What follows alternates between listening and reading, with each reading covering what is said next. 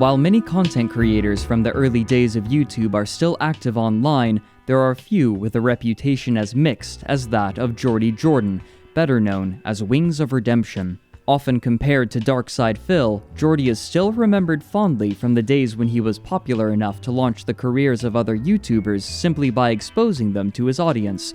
Nowadays, however, searching for him online will reveal numerous videos compiling clips of him streaming on Twitch.tv, showcasing moments of rage and frustration, as well as online harassment targeted towards him.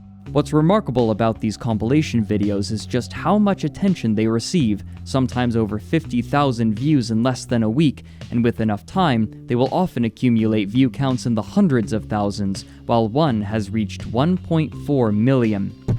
Look here! Look, listen! Appearing offline does not...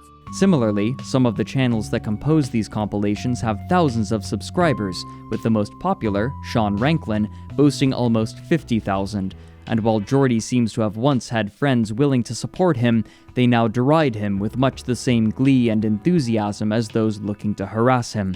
And Wings just got confused and shaved his whole head and beard with a razor. And now he looks like a milk dud. Now he looks like a thumb. He looks awful. So who is Wings of Redemption, and how did he go from being one of YouTube's most popular creators to the subject of widespread and perpetual ridicule?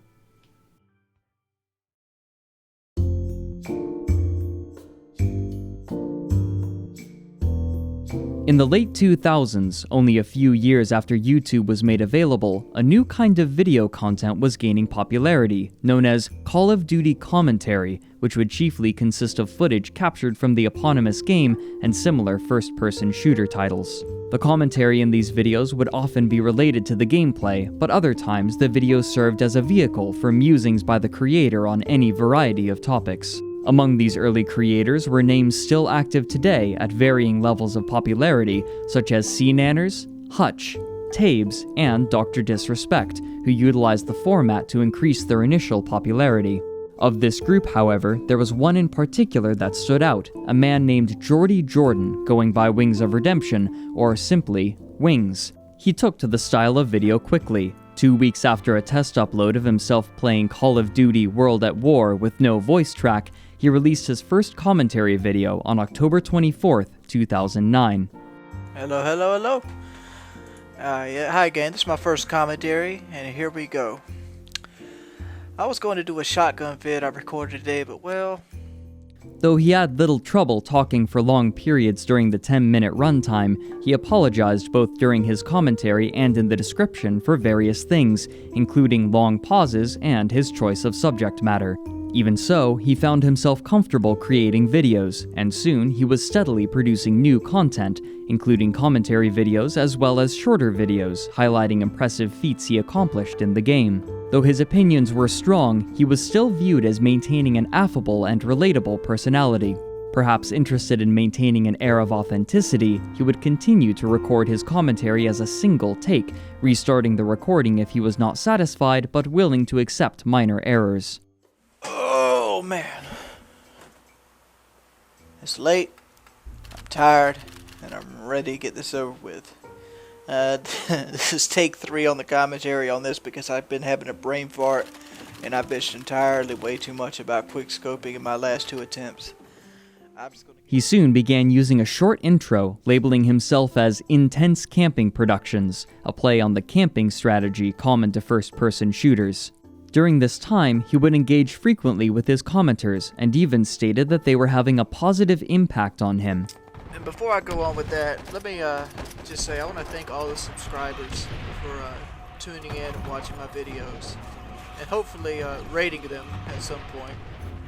But I'm going through a hard time in my life right now, and the moral support you guys are giving me is fantastic. I always said love outweighs the hate. Damn true, brother. While the precise numbers are uncertain, he quickly was receiving thousands of views within the first month, an impressive number both for the time and for such a new channel. His subscriber count also began to grow in tandem. But this attention was both positive and negative. Because his in-game username was visible in his videos, people would message him on his console, wanting to be his friend or asking for game advice.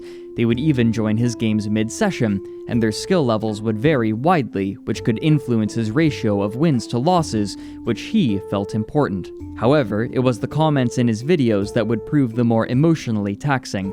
The Call of Duty community is well known for decrying certain playstyles as illegitimate or lesser, and among these is the aforementioned camping strategy, wherein a player chooses a single location and waits for opponents to approach. This more methodical method of play was Jordy's favored tactic, and one that he was unashamed of using, though he was clearly self-conscious of it to the point that he felt the need to defend himself over its use in his very first commentary video. A lot of this bitching. I mean, I just wanted to get this off my chest because some people think I'm a camper, which I am a camper. I ain't gonna lie to you. I camp to fucking win. If it requires me to camp to get the upper hand on you, I will camp. But this did little to dissuade criticism. While viewers agreed that Jordy routinely displayed high-level gameplay, his usage of the strategy invoked occasional ire in the comment sections. This quickly wore at Jordy's patience, and he would soon begin to respond to these commenters. On November 23rd, less than a month after his first commentary upload, he created a video titled Point of Address, in which he discussed the multiple issues he had begun to face. If I'm playing in a game, I don't want y'all to come in and try to join the game. Because what happens is you actually use my tips against me. I mean, I don't want to have to try hard every game I play. Oh, and don't ask me what my penis size is and stuff. Serious questions. I mean, I'll seriously thumb down anybody who just messes around and wants to know, do I put my finger up my dog's butt or something like that. Yeah, come on, guys, be serious. Later that same day, he released another video sharing a bit more about himself and his living situation, asking for donations towards an Xbox 360 so he could play with viewers. First and foremost, a lot of people have asked me, am I going to ever invest in an Xbox? I wouldn't mind getting an Xbox, but I'm currently unemployed at the time. I got laid off from my job October 14th, and I'm currently on unemployment. So that means I cannot splurge whatsoever, because I went from making $1,000 a week to $350. But there is another alternative. If 500 of you donate $1, I would be able to get an Xbox 360, Modern Warfare 2, a year's worth of Xbox Live, and the cables for the HD PVR. And I could play with the Xbox people. Let me stress this, you do not have to give me money. However, he also began feeling a need for his videos to perform well, and he noted what he perceived as the low number of ratings he was receiving in relation to his view counts. My videos get around 2,000 views now, and they're still only getting 200 ratings. I spent a lot of time in these videos, and if you could just click any of the stars, I don't care if you want a 1 star, put a lot of time into them. Could you please just help me out, and when you watch the videos, put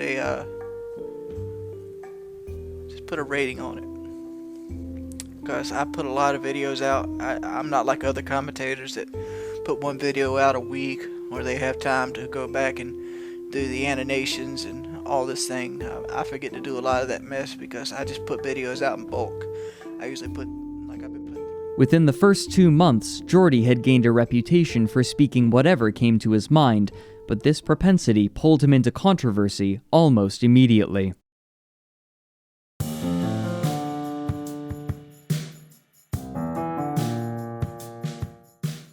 In a now deleted video, Jordy decried those who practiced a technique called quickscoping, arguing that it was too unrealistic to be legitimate. In particular, he attacked another Call of Duty commentator who went by Hutch, who had a significantly larger viewer base at the time. These comments, perhaps unsurprisingly, drew ire from Hutch's viewers. Rather than allow the feud to continue, the two of them decided to hold what they called a friendly debate, in which the two of them would discuss their particular grievances with the other, chiefly their playstyles, and record it. This recording was later released as a commentary video on December 13th, 2009, hosted on Hutch's channel. As he was introducing himself, Jordy revealed a few details about his own life. Hey, yo, it's your boy, Wings of Redemption. Wow. That's quite an intro, buddy. Why don't you take it down a notch? Just, take it down maybe another 14 decibels. Oh, the Ebonics thing is something that my channel came accustomed to. I stopped it at one point and people requested me to bring it back. It's not how I actually Where are you talk. from that you're speaking Ebonics? I'm from Myrtle Beach, South Carolina. I actually grew up in the Holt Garden Projects. You ought to get slapped in the And, nuts for speaking Ebonics if you're from North Carolina. South Carolina. South Carolina. Oh, are you white? Yeah, I'm white. Oh. White as it comes. But I did grow up in a black predominant neighborhood, and when I grew up, the kids I hung out with spoke Ebonics. Oh, I guess that something I qualifies picked up. you to speak Ebonics then, yeah. The rest of the video stayed mostly civil, with both parties waiting patiently for the other to make their point and speaking with an enthusiastic but restrained candor, even though they couldn't come to a consensus. With the drama successfully diffused, Jordy continued to upload videos to his channel, and he grew rapidly. His propensity for sharing information about his life would increase as well. Alright. Some people requested me to show some videos of some of my guns. I guess I'll start out with the Call of Duty guns that I own. He would often use his firearms as filler images when he wished to upload commentary without video content, specifically in his point of address videos, which became regular fixtures of the channel. Around this time, he was beginning to attract the attention not only of viewers, but of other gameplay channels. On January 4th, 2010, he released a dual commentary video with another commentator, going by Woody's Gamertag. You can learn a thing or two from Woody Gamertag. Yeah, Is that your actual name? Woody's Gamertag is my actual gamer tag, and I go by Woody, the unexceptional gamer. So This began a trend of inviting other commentators onto his channel to discuss the game and their opinions on strategy and tactics. He also had made a deal with Machinima to produce exclusive gameplay videos for their channel. Perhaps feeling a new phase of his life beginning, he quickly cut ties with a different communal channel, Persona Gaming, and he did so by publicly ridiculing other people on the channel. They've got 3 or 4 people now that I just don't like. I mean, I don't want to say leeching off of us 3, but With his viewer base growing, he began showcasing other creators of varying sizes that he enjoyed by hosting their videos on his channel. Because when Dr. Disrespect is surrounded by enemies, he means one thing, and one thing only. He would also begin performing product reviews and partnering with other companies, though, like most other creators of the time, his production quality was limited. But his most successful inter-channel venture would begin 6 months after he began uploading. On April 27th, 2010, Jordy uploaded the first episode of a new podcast titled Painkiller Already, or PKA, alongside Call of Duty commentators Woody's Gamertag and FPS Russia, also known as FPS Kyle. The format was simple. The 3 hosts would talk with each other online and record the conversation, speaking with little direction and few notes. Podcasts of this kind were seeing a surge of popularity at the time, and with 3 relatively large names in the Call of Duty scene participating, along with a weekly upload schedule, it rapidly gained a considerable audience. Because these were made available almost entirely unedited, the production cost was extremely low, and their runtime would last anywhere from 1 hour to over 3 hours, tending to be longer as the series continued. Jordy's subscriber count began growing dramatically as the year continued, to the point that he felt comfortable showing his face. But at any rate, it's your boy, Wings of Redemption. I'm signing out. Now that he was partnered with Machinima and he was beginning to see significant amounts of money, his ego was beginning to grow proportionally. This would manifest in frequent comments in his videos, rebuking those who disapproved of his playstyle, and he would even create a video where he again would attempt to legitimize his methods to those who disliked them. Ho ho ho ho ho ho ho. Time to do some bitching. Alright, recently I put out a video called Flawless on the Evasion. and a lot of people were crying about commentary, a lot of people were crying about camping, a lot of people were crying about the weapon selection, you know. And let me address all this right now. What I did in that video was not camping in the least. I basically held down over half the map. Alright, I held down half the map and I was moving constantly. You do not have to be moving into new areas of the game, of the map, to not be camping. Seriously, even Seedander says that mess, you know. I mean, yeah, people will call me a fat nerd for that, but guess what? You'll just get your ass blocked. Straight up. And about people who tries to threaten me with unsubscribing. I don't give a fuck, cunt. I don't give a fuck, kid. Seriously. I will block you out of spare spite, because I know people that really enjoy my site would be willing to watch my video twice to get rid of your ass. Nobody wants your ass around here. Nobody wants a hater on my channel. I don't want haters. My subscribers don't want haters. If you want to hate, you ain't a subscriber. You blocked. That's what you are. Straight up. Excuse me, I got kind of like a little head cold.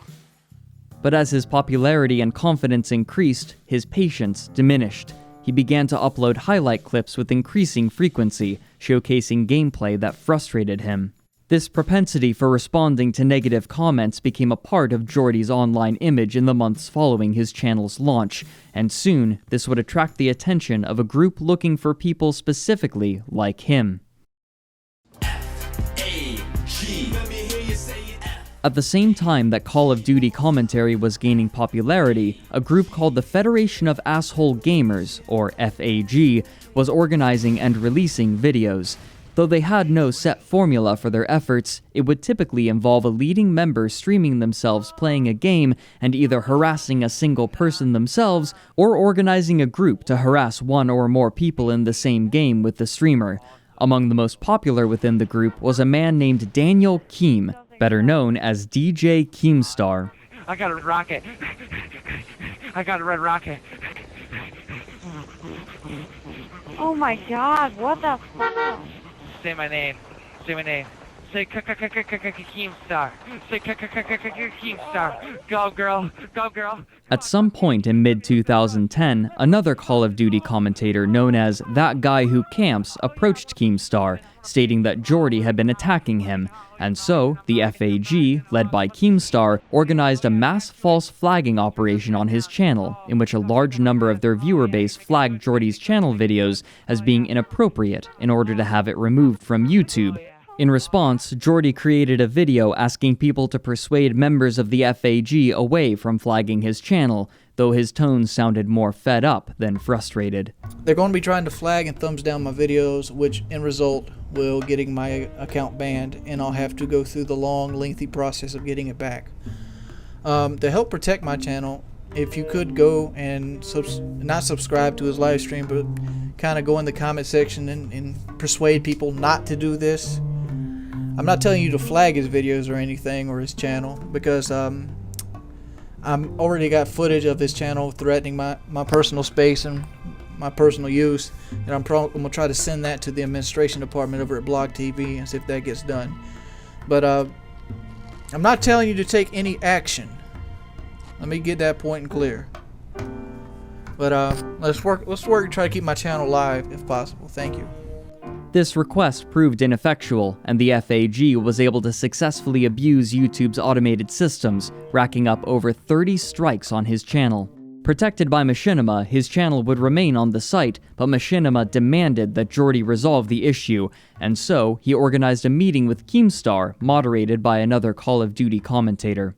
Jordy at first played innocent, but it soon became clear that he had counterattacked Keemstar with similar vigor by weaponizing his viewer base. DJ Keemstar, have you ever thought that everything I do is behind the scenes because I'm not doing anything? I don't know. I don't believe that. I've seen a conversation with you and Two Bucks on Skype, and again, Two Bucks and that conversation was me asking Two Bucks to talk to you to get you to stop, spamming my channel. Oh, you're threatening him that you're going to sue us, you're going to do this, you're going to do that, you're saying jail time, you're saying... Because he was putting up one of those fronts just like everybody else, and it was more of a scare tactic. But see, That's behind the scenes kind of stuff. This last round was caused by a comment that Wings wrote. He said, and I believe this is the correct quote, "Nick, I don't know if you've noticed, but I've already killed FAG." I don't understand why you wrote that comment, because our channel is being under attack. There's false copyright complaints on it to the point that it's suspended until YouTube reviews it. And now we have someone that's taking credit for killing our channel. I don't understand why you wrote that.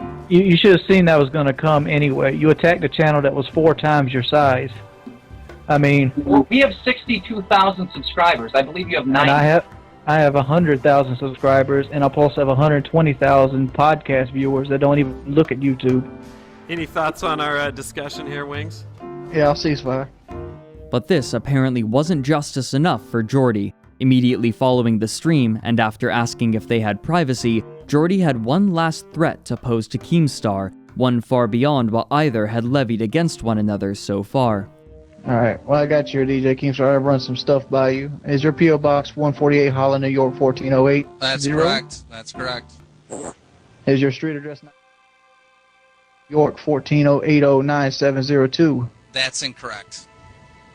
That's incorrect. Right. I don't give my personal where I live at. I don't give that out. Is your girlfriend named Melissa R. Flack? Yes, she is. Is her phone number 7165-8263? Okay. Can I ask you why you're trying to get my personal information? I'm just trying to see how much of this is correct, because I gave some of this information to Fisticuffs. You gave my personal information to Fisticuffs? Yep.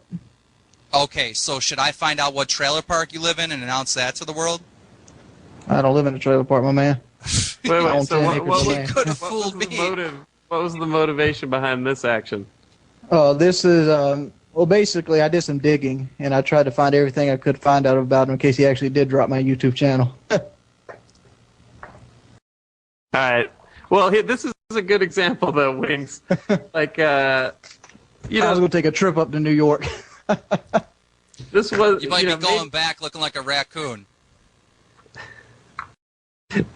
Maybe none of this would have been necessary. Maybe even if you did it on your own, you didn't need to bring it up now, though. You know what I mean? I'm just letting him know that. I'm just letting him know it's out there, and that way he won't be surprised. Do you know how many people threaten me a day? It's like I know that you're a bully and that you get off on bullying people, but like I'm one person that is just gonna constantly have that middle finger in the air. It's never gonna go down. It's always gonna be fuck you. No one is ever gonna fucking talk me into submission or anything. So whatever you're trying to do, just stop now, because the middle finger is right here. I'm letting you know that I did give away some of your personal information. I'm not intimidated in any way. I'm not trying to intimidate you. Yes, you are. Yes, you are. Trying to say my girlfriend's name. And trying to say where I live, what my P.O. box is. Let's not be fucking weird Silence of the Lambs about it, Wings. And, Hey, I can't help. I'm a precision marksman. Despite this threat, it appears nothing more came of it. Still, the FAG channel on YouTube would remain permanently offline, while Jordy's would survive with little to no lasting impact.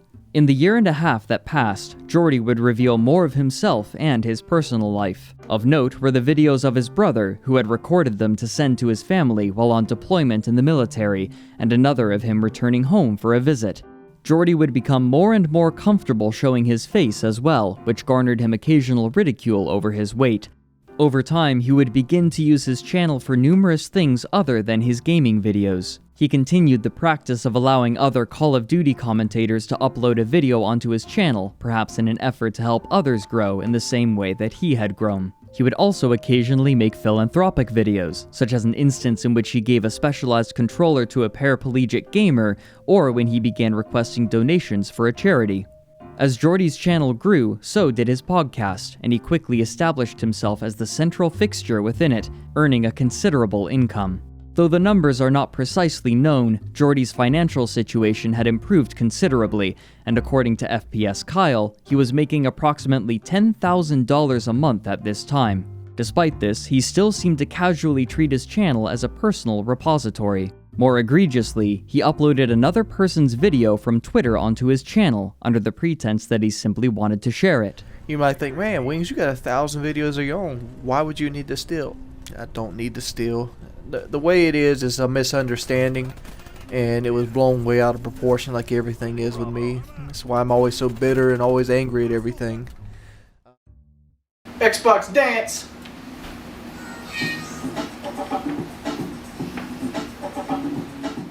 By this point, he had also begun dating a woman named Shalene, whom he had met on a dating website. Shalene was already a mother of 2 children before they had met, and Jordy quickly took to a parental role. He began providing financially for the 3 of them in every way, as Shalene had no job and seemed to have little desire to get one, instead choosing to rely on Jordy's income as she raised her children. It was also around this time that Jordy was beginning to receive more harassment in the comments of his videos, and he was reacting to it more and more. He gained a reputation for being aggressive to his subscribers, something he would attempt to refute. The thing is, I get criticized and ridiculed all the damn time saying I hate my subscribers. I don't care about my subscribers. I don't care about dumbasses. Look here, if you want to sit here and criticize and belittle me and say I ain't shit or that I'm fat, fuck you. I don't give a shit about your ass. And for the most part, a lot of my subscribers are not up to par. Nobody wants to play with a guy that goes, 14 and 14. Nobody wants to play with a guy that's a liability on your team. Do you really want to play with a guy going 2 and 27 and you're dodging air support because of him? No, you don't. I might have anger issues and I might have a little social issues from being always a loner and being overweight and all. And that addresses a lot of the things why I can't be like a Woody's gamer tag and be like, everything's gonna be all right, and and give that kind of fatherly like advice. But I am what I am, and that's the only thing I can do. I don't try to stress over things I cannot change.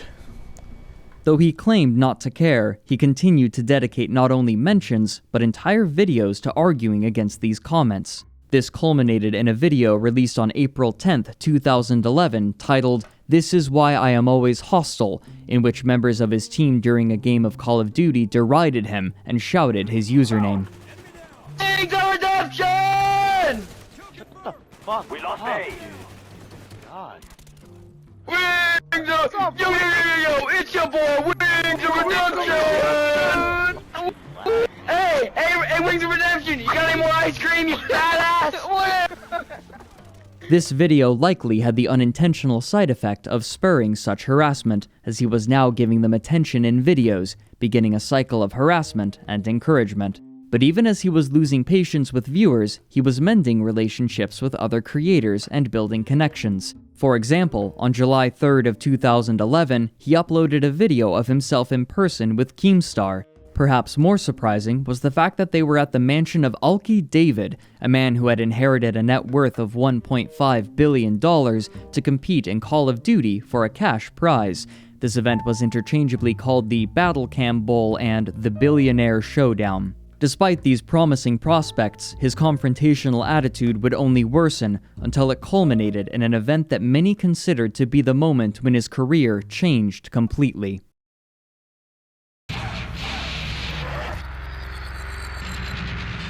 On August 25th, 2011, the hosts of the Painkiller Already podcast gathered to record their 67th episode to thousands of viewers live. They had eventually chosen to change their recording methods. Rather than simply recording and then uploading the podcast to hosting sites and YouTube, they would stream their recording sessions to Justin TV, with 3 main sections: a pre-show, the podcast itself, and a post-show. While the podcast would only run for approximately an hour and a half, this stream would last for upwards of 3 hours, sandwiching the official part of the podcast with casual conversation.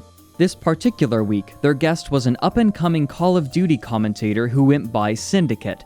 Syndicate had gained popularity by playing the cooperative game mode in Call of Duty called Nazi Zombies, or simply Zombies, which eschewed human opponents in favor of AI-controlled hordes of enemies. For the majority of the stream, the episode proceeded as normal, with Jordy discussing his newfound fatherhood. I'm really digging the whole father figure kind of. It's cool seeing, like, you're doing stuff with them and they're responding to it, and, you're actually getting through to it, and you win those little battles, and those little battles feel like you win wars.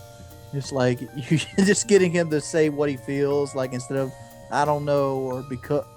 However, during the post-stream, Jordy began to mention his low opinion of Syndicate's abilities and his chosen play mode, while simultaneously showing his ignorance about it. If you want to try and get all the zombies, like say it's an insta-kill and there's a zombie to your right, you know, you want to make the most of it or something, or is it huge I've had this debate with people so often. Let's just go back to multiplayer, so where my experience is at. But wait, we're not talking about multiplayer, right? Like, I think Syndicate would... No, there's no difference.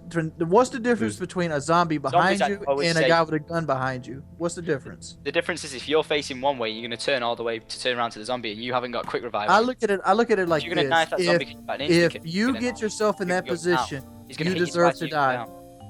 Not at all, because zombies... As they argued and Jordy continued to profess his skill, Woody had a proposition. See, I'm just gonna say this: you're talking to a guy who's probably 4 times the multiplayer than you are, no matter. It doesn't matter. There's no difference. Okay, I'll do this. You're talking to a guy who's 4 times the zombie player you are. I bet you right now I could get on zombies and stay toe for toe with Tom and not even know the fucking map. Let's stream. You know why? Oh, let's do it. Oh yeah, there it is. Why? You know why I can do this? Because I use my brain. I think, well, where's my back at? Oh yeah.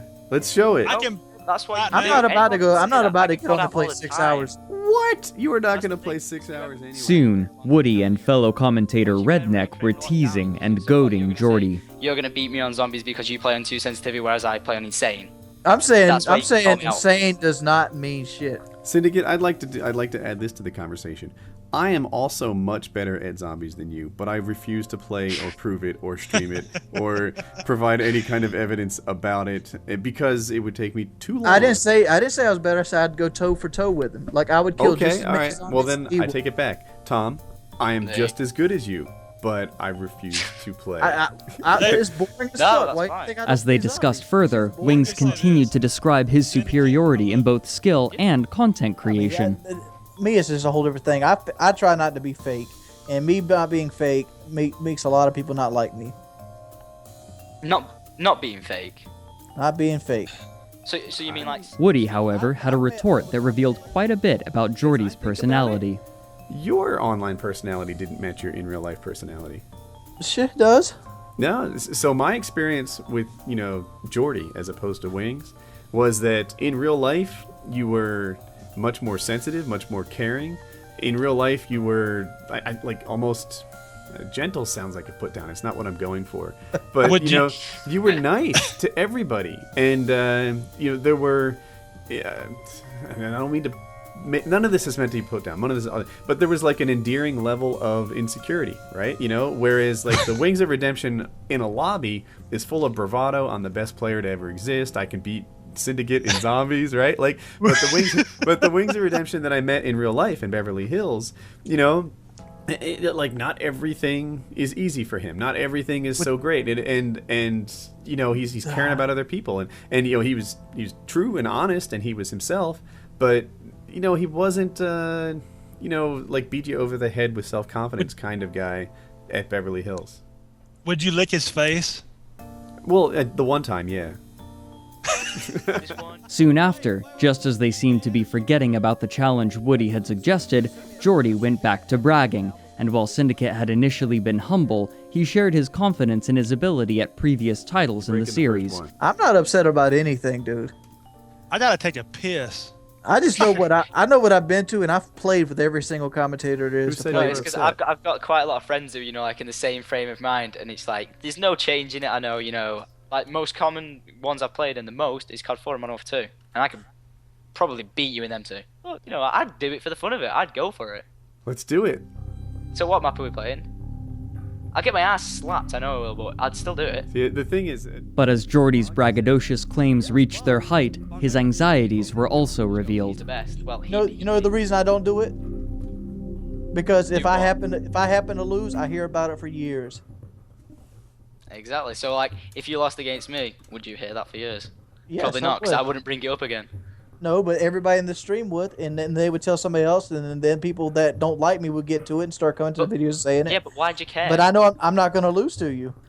Due to his console being in a separate room from his PC, Syndicate could listen to the call as the other three discussed, but could not speak for the duration of the game. As Syndicate left to turn on his console, Jordy played a warm-up match. Soon, their duel began. Jordy and Syndicate utilized radically different playstyles. As previously mentioned, Jordy preferred positions that offered control over the map, and once he reached them, he would remain mostly static, exploiting the strength that the location provided. Syndicate, however, preferred a more mobile playstyle, rapidly moving from location to location in order to gain an advantage over his opponent and to make himself difficult to locate and pin. They would play on Bog, a map with a few long sightlines, and they would use M16s, a relatively long range and high damage weapon. These choices clearly favored Jordy's style, but Syndicate acquiesced, perhaps because he was unconcerned with victory and was more interested in sating Jordy's ego. The game would end either after 10 minutes or after one person had scored 30 kills. The map on which they were to play was defined by a single central location, known colloquially as the trash pile, or the hill. This hill not only offers omnidirectional cover for whomever controls it, but its height allows the person to apply pressure across the majority of the map, meaning that many games played on it are focused almost entirely on controlling this position. By the time the match began, approximately 4,000 people had gathered to watch, a considerable number for the time.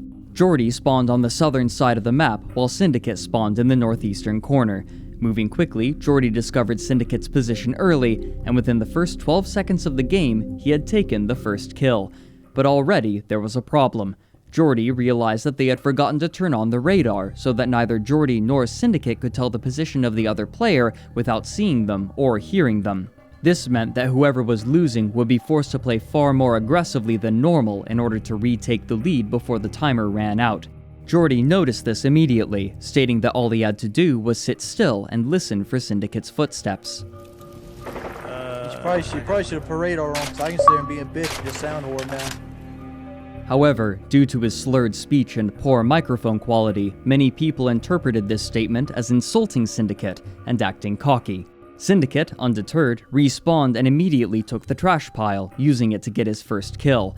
Perhaps looking to test Syndicate's abilities and find his weaknesses, Jordy began experimenting with new tactics, engaging from farther away and attempting to sneak behind him, but Syndicate proved prepared for each instance. Finally, with a bit of luck, Jordy spawned behind Syndicate, dislodging him from the hill. The positions reversed, Jordy had his chance to catch up, soon getting another kill, setting the score at 3-4. But Syndicate had an unforeseen advantage. Though he had never seen Jordy's gameplay, he knew that Jordy favored more passive strategies, and based on this knowledge, he took a gamble. Syndicate threw 2 grenades toward the trash pile. One landed wide, but the other landed directly on top of Jordy, forcing him off of the power position. Miracle Nade almost hit its target. Oh my god. Oh, Hit the flames. Miracle Nade. Too far to reliably retake the hill, Syndicate ran farther west and hunkered down behind cover, and Jordy followed. However, perhaps suspecting such, Syndicate turned and took another kill with a single burst as Jordy ran towards him, with no chance of a rebuttal. Spawning on the other side of him, Jordy attempted to catch Syndicate by surprise, but again, Syndicate was too quick, and a single burst was enough to finish him off. Now with over double Jordy's score, Syndicate was in a comfortable lead, defying the expectations of nearly everybody present. But while the other people in the voice call were laughing and enjoying themselves, Jordy's mood was souring. Having just insulted the ability of his opponent, and with his reputation as one of the most popular Call of Duty players, he felt pressured not only to win, but to do so convincingly. Now that he was losing, his confidence was proving more fragile than his boasts had suggested. Jordy again spawned on the trash pile, taking another kill as Syndicate attempted to reposition, but he was removed from it almost immediately after another engagement. Good lord. Syndicate up 8-4. Despite his lead, Syndicate chose not to remain sedentary, instead moving about the map and searching for the next engagement in adherence to etiquette. By this point, the stream had reached approximately 7,000 viewers. Jordy respawned south of the hill and made a dash for it, but was caught by Syndicate and pinned behind a piece of cover. As Jordy stayed in place, Syndicate moved west and, again predicting Jordy correctly, flanked him and took another kill. Is he still sitting over there, just crouching? I'm sorry, I can't tell you where he is. It wouldn't be right. A minute passed as the two hunted each other. With pressure mounting, Jordy began to accuse Syndicate of misconduct only seconds before the shot of the next engagement began from across the map. Picking up girls lately? Look here, Watching let my me. videos. Why don't you go and make a comment that there's not been a shot fired in almost 2 minutes because Syndicate's laying on his belly somewhere. No, he's not.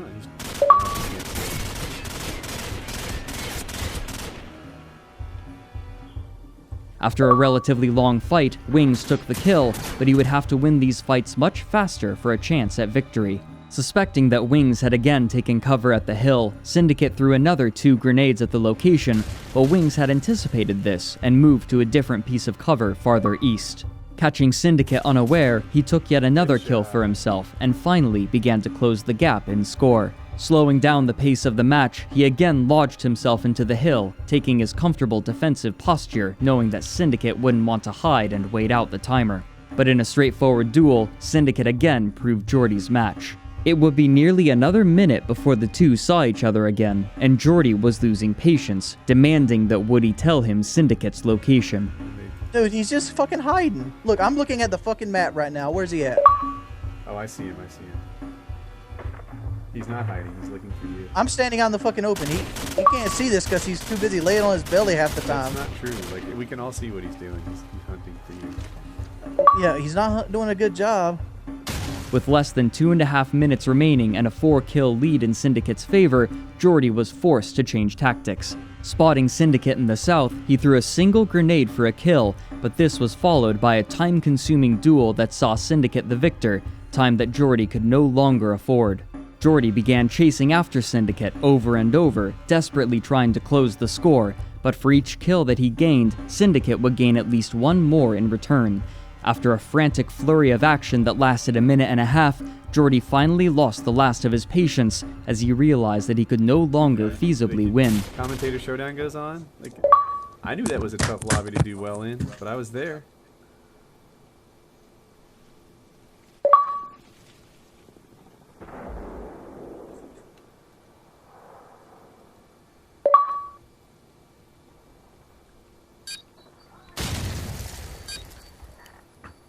Wings, are you in the game?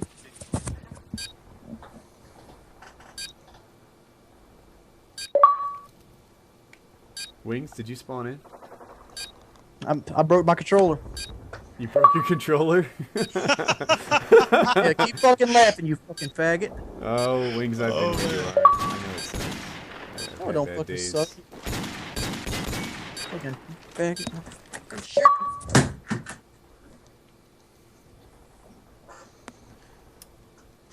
Yeah, we've all been there, man. Fuck you. Me?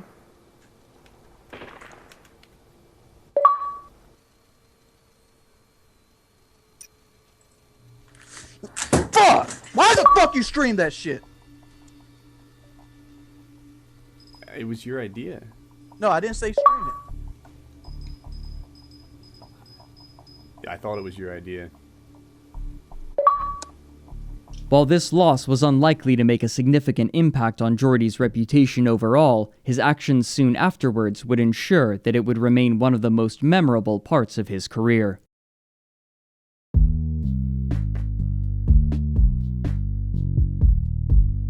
The day after the duel, Syndicate made a post to Twitter. Though the structure of the tweet was a bit confusing, the message was clear.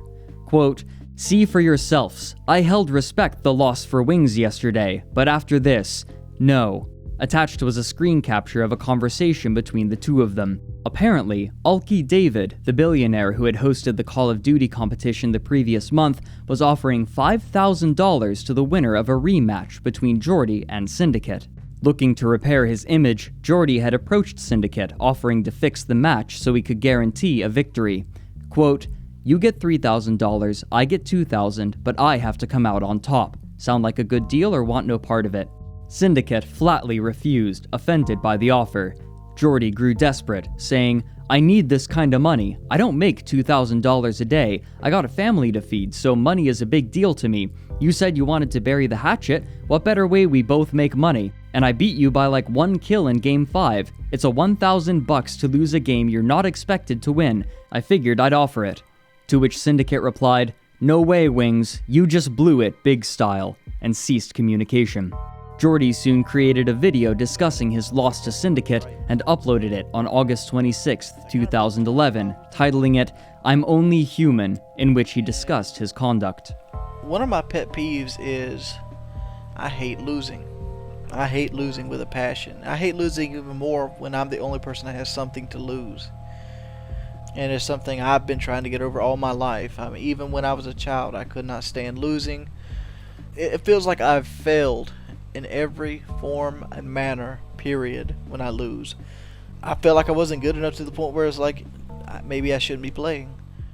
Despite his attempts to address this, his comment sections soon afterwards would be littered with references to the infamous duel, taunting him for his loss. This further fueled his discomfort, and it would manifest as videos talking about himself and his personal problems in vague terms, such as a video published less than a month after the duel titled, "My Weight and Life Problems." A lot of people get the impression that I'm this asshole person to subscribers and everything else, and all they ever do is they single out the negative. And that's kind of what anybody does. It's like a first human nature to kind of single out the negative and everything. Nobody sees the positives that you put out there. Nobody sees how many people that you've actually helped. I mean, I can list. You go on to any other commentators' videos, you won't see even a shrimp of the amount of hate that I get, which I knew going into it with my playstyle that I would get tons of hate. And since there'd been so much stress with sub box breaking, the view count thing, the losing the 1v1, all the haters, all the loss of subs, I've actually gained 20 pounds because all I've been doing is worrying and eating. That had to go along with the new family that I got. It gets really problematic. I mean, it's just all stress, and then there's other problems in life, like, you know, why is this like this? I try to be a nice person. Why do I constantly get hate? You know, like people are like, ignore the haters. It's hard to ignore the haters because your natural response to anything is to single out the negative.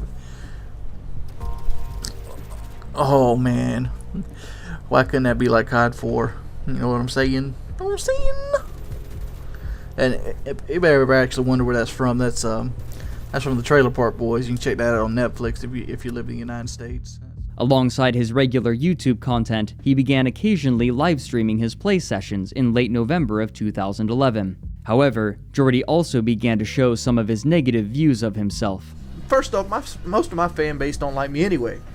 Most people watch me to say what I'm about to say.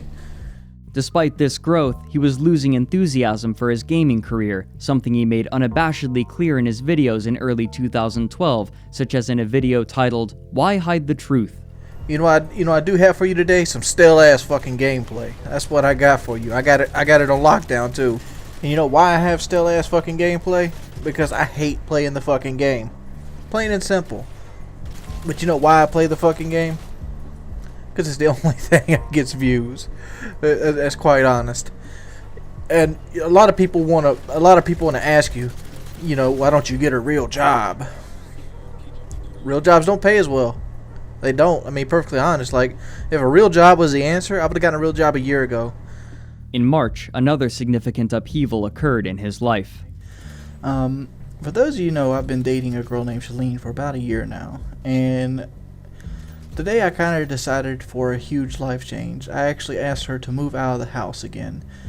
I kind of made some bad decisions in my life, and a lot of it was influenced, from her being there and trying to keep her happy. And it's got me in a really bad financial situation, and I needed time to basically get my life back together. By this point, it appeared that his finances were beginning to struggle as well, stating in a video on March 11th of 2012 that he had, quote, "sold most of my guns over the last year or so to keep afloat." This suggests one or a combination of three potential factors: that he was making less money than he had first shared, that his income had reduced significantly, and that he had spent so much money on Shalene that he had drained much of his finances. Later, he would share that by his estimations, he had spent approximately $80,000 on her and her children to care for them and buy them things, including a new truck in which they had eventually left. Perhaps recognizing the popularity of the content that focused more on his own life, This sort of discussion would come to dominate his videos more and more, to the point that they came to resemble vlogs more so than Call of Duty commentary. If you're going to let the opinions of others dictate your life and allow you to basically not do something, like just because you're fat, it's going to allow you not to travel on a plane. Just because you're you don't think your face looks as pretty as somebody else, you're not going to go to a movie. That's in the same line and ballpark of thinking that you're in by not wanting to date a girl because she's classified as a slut. One of the topics that he would discuss frequently was his weight, as well as his desire and efforts to reduce it, which included sharing video of himself working out and recording straightforward vlogs about it. And this is my first trip to Dr. Norman since I got back on the diet. And I went and got the prescription pills again for it. And while I was there, I was weighed, and it bothered me how much I weighed at that point because I kind of realized where I was at. Keep in mind, March-ish of last year, 2011, I was around 368 pounds. So within 1 year, I had put on around 100 pounds. This pressure would continue to build, and soon it would manifest in a way that would shock his viewership and further alienate him from his contemporaries and his friends.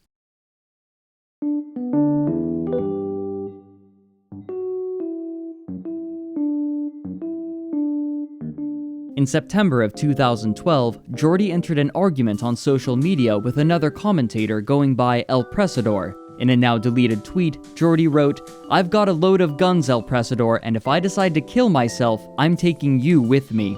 Soon, the Call of Duty commentary community was talking among themselves about Jordy's conduct, but there was at least one person that saw an opportunity.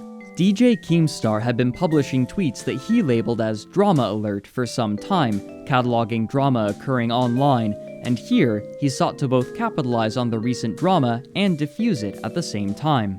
Acting quickly, he gathered a number of these commentators for a group call that would be recorded and streamed live on September 23rd. But before El Presador or Jordy could join the call, another commentator who had inserted himself into the situation joined as well, going by White Boy 7th Street, who proceeded to lambaste Jordy for his conduct. He expressed his belief that Jordy had made these comments on Twitter to increase his view count. Right. He did it for attention. That's what a fucking 13-year-old emo chick does. I care about wings. I like wings, and I'm sure all the viewers do as well. I can relate to them. I have a personal relationship with them. I can feel them. I can understand them. Mm-hmm. And that's why I got away with so much stuff. But faking it, crying wolf, I lost it. I lost it from him. Soon after, Duranker had an opportunity to give his perspective. I respect what Wings does, don't get me wrong. I'm not hating on him. I'm just saying all he ever does is complain. As soon as Jordy joined the call, he demanded that he be able to speak with the other three who had become involved, White Boy 7th Street, Duranker, and El Presador. Immediately upon Duranker's rejoining, Jordy began insulting him based on his employment, then began proclaiming his superior income. Go ahead, Wings. I told you what it is. You're a production supervisor. You walk around with your hands in your pockets. You probably ain't turned a wrench in 8 years, and you want to sit there and talk about gall of working hard. So you have a fucking cake job. Your job is fucking cake. What you do is you hold your hands in your pocket. You wait till the fucking safety meeting in the morning so you can suck up to some fucking bigwig's dick. Then you go home and you drink your fucking Miller Lite. What it sounds like you're doing. No, actually, I'm on my phone. I'm actually at work because I have a job. Anyway. Actually at work because you have a job. You know what? I did your fucking job for 5 years. And you know what? I make more money now than I did at that job in 1 day of the week than I did. Wings, and that's what I'm saying. You make a lot of money, but all you do is But the fact is, the more money you make, the more responsibility you take on. You're also failing to neglect. You're talking about people taking $120 out of their check to feed their family. Look here, son. I have 9 people I support. 9. Not 1, not 2, not 3 children. 9. Paradoxically, he then began explaining his aversion to manual labor. No. You're making it seem like I've never worked a real job before. The reason that I have worked a real job is the reason I don't want to work a real job again. It doesn't matter if it's labor or backbreaking work.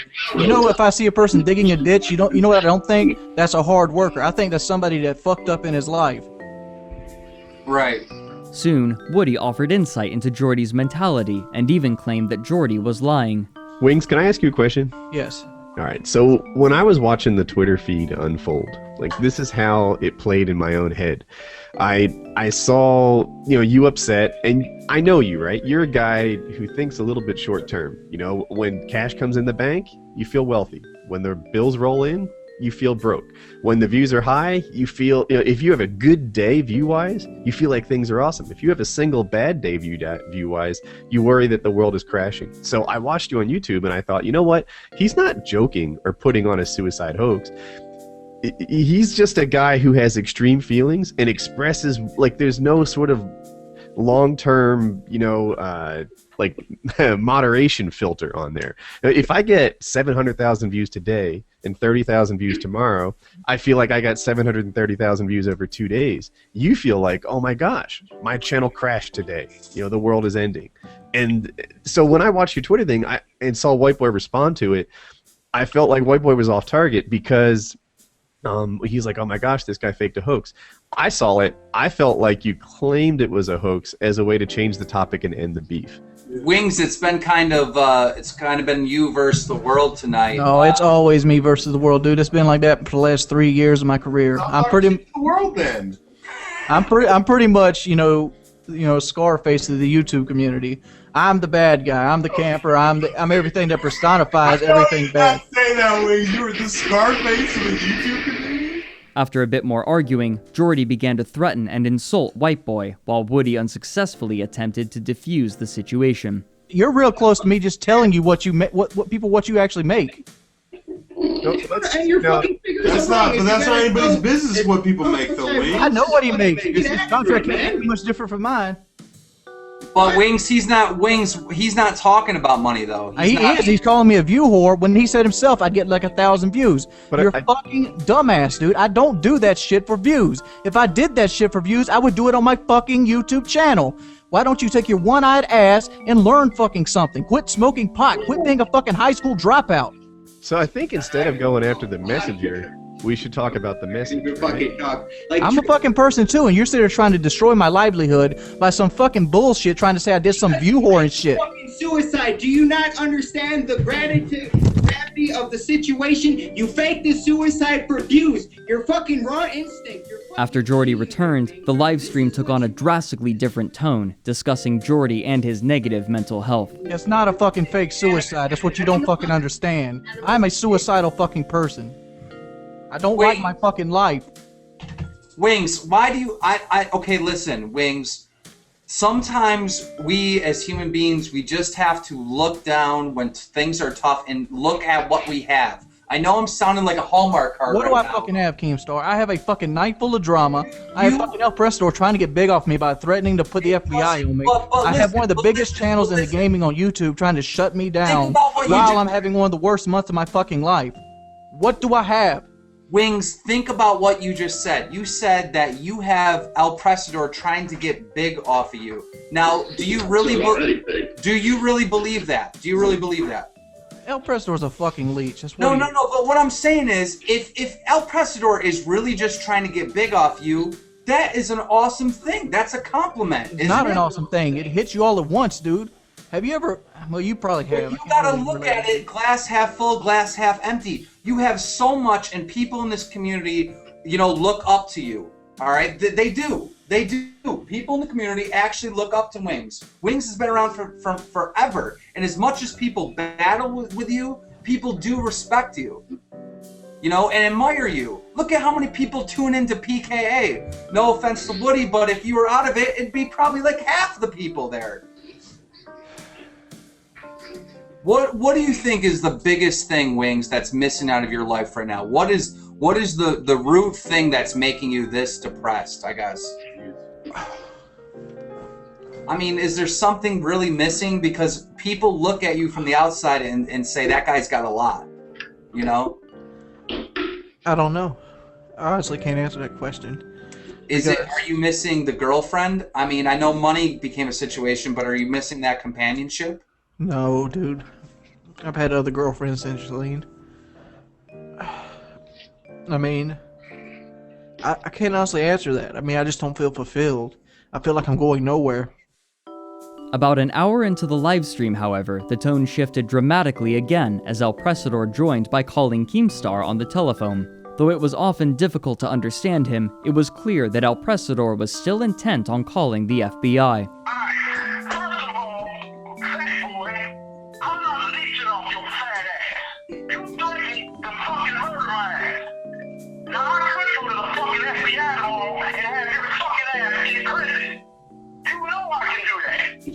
Yeah, but you're too lazy, and I also know that. In the midst of this, however, Jordy made a remarkably prophetic statement. Because El Presador is one of the main instigators of my frustration. Like, generally, when I'm feeling bad, he's the person there to try to kick you when you're down. Why don't you get that he's just a troll, and he says he's trolling you while he's doing it, and you still bite into it? You're feeding him, Wings. You're feeding the troll. I understand that. Then why don't you just stop? Because it's not built into me to stop. It's not. In the end, however, the drama was resolved. So, Wings, El Presador, this is a breakthrough moment. El Presador said, let's sweep it under the rug. What do you think, Wings? That seems like a good idea to me. It seems like a lot of headaches avoided. Bam. There you go. Bad Kid Show. Bam. And give me a tree tackling video, man. Even so, this moment deteriorated the relationships that he had with other content creators even further, as he was already known as a volatile personality. The rest of the stream was dedicated to discussing Jordy's mental state, where he reiterated his desire to stop working as an internet personality. Okay, I hear like a sound of depression. Can we say that? I'm not really depressed, though. I mean, as soon as I leave this room, I'm happy.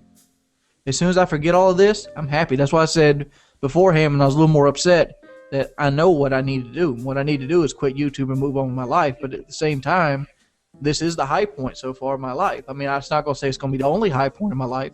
It's hard to walk away from having access to 50,000 people. It's hard to walk away from, basically being able to get advice at any time of the day, any day of the week. It's hard to walk away from, being somebody of importance to going back into a world where you're nobody.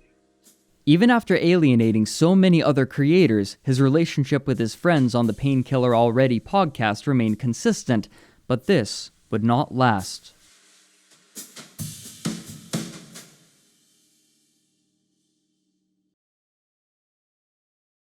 What a lot of people don't know is I kind of grew up without a father figure. I mean, for the most part, there were like guy figures in my life throughout my life. My mother was an attractive woman during her 20s and 30s and even 40s. Over the next year, Jordy quietly continued to produce videos. The longer he continued, however, the fewer views he was receiving on his channel, but this didn't stop him from sharing a woman he had begun dating sometime in August of 2012, named Brandy, whom he had met on a dating website, just as he had Shalene. Compared to Shalene, however, she would feature much less prominently in his content. He also became much more susceptible to radical mood swings. In early 2013, Machinima released him from his contract, and he created a video discussing this, titled Rock Bottom. I made a few decisions in my life that really crippled me when they dropped me. Because I had like a 3-year contract with Machinima. I signed one. And under the premise of me signing a 3-year contract, I bought things and made obligations that I normally otherwise would not have. So basically my channel's not doing very well.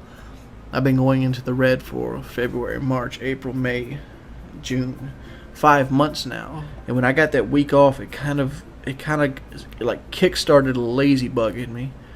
And when you start getting lazy, you start laying down, you start sleeping more, you start getting depressed, you start realizing how fat you are, and end up being fat depresses you, and that makes you want to eat. When you eat, you feel depressed. It's just the constant cycle of being a failure. That on top of just the negative comments. People are always like, why do you point and just zero in those negative comments? And like, I just can't help it. I can't. I used to have the skin of an elephant. Back in Modern Warfare 2, maybe Black Ops 1, I could care fuck less what you said about me. Soon after, however, he joined another company, Fullscreen Arcade, but he was making significantly less money from this contract. Around this same time, perhaps attempting to increase viewer retention and income, he began speaking more to YouTube drama, often eschewing the gameplay component of Call of Duty commentary so he could simply talk to the camera in a more normal vlog format. Throughout 2013, his channel would continue in much the same way that it had, trending towards sharing information about his life and speaking his mind on any number of topics, from YouTube drama to national news headlines to his thoughts on the existence of aliens. He would even have a friend record doctors draining a boil after he became infected with MRSA, a sort of drug-resistant staph infection, then upload it to his channel, including a close-up of the bacteria and pus oozing from his skin. Similarly, on Painkiller Already 149, he discussed a rather graphic and personal scene. So one of the worst feelings I've ever had in my life. I mean, the only other feeling that I could even contemplate with that would be the time I was constipated and the turd went sideways on me. That doesn't even make sense. let me tell the story. I had a really bad bout of constipation, and this was when I was on my diet in early 2011. I started doing Slim Fast to replace my lunches. One thing I didn't learn about Slim Fast is it dehydrates you really, really badly. Like, you have to drink a lot of water when you're on Slim Fast when you're replacing it as meals, and I didn't do that. So I got dehydrated really bad. I'm talking about 3 or 4 turds deep. Like, it just hurt to walk.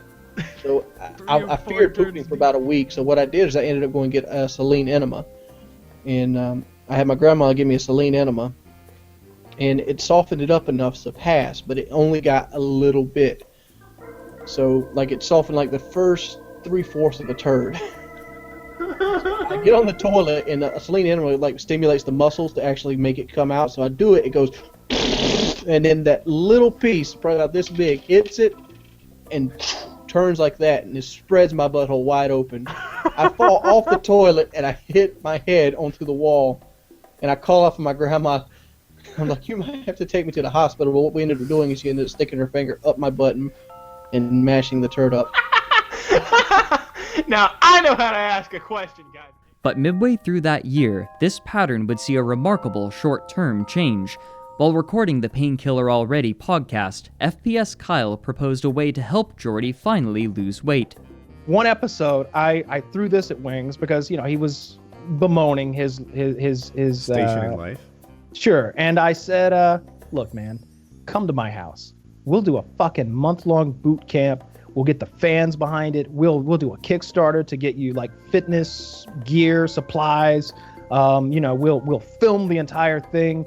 We'll make posters. We'll make coffee mugs. We'll get like a big viewership. Not only will this revive your body, it'll revive your YouTube channel.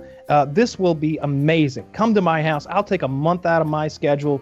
I will devote it to you. We'll do this thing together. It'll be fun.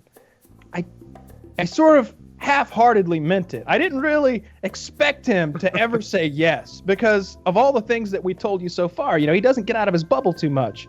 And then the man said yes. What's more, these videos would be hosted on Jordy's channel where he could collect the advertising revenue. With the plan in place, Kyle prepared for Jordy to move in.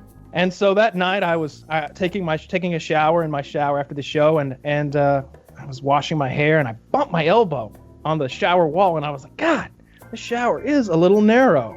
And then it occurred to me, Wings of Redemption could not fit into my shower.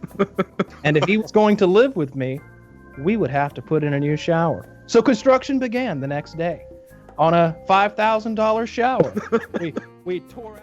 Jordy arrived at Kyle's house on October 13th, 2013. In the video updating people on his arrival, he was visibly nervous, bouncing his leg and fidgeting as he spoke.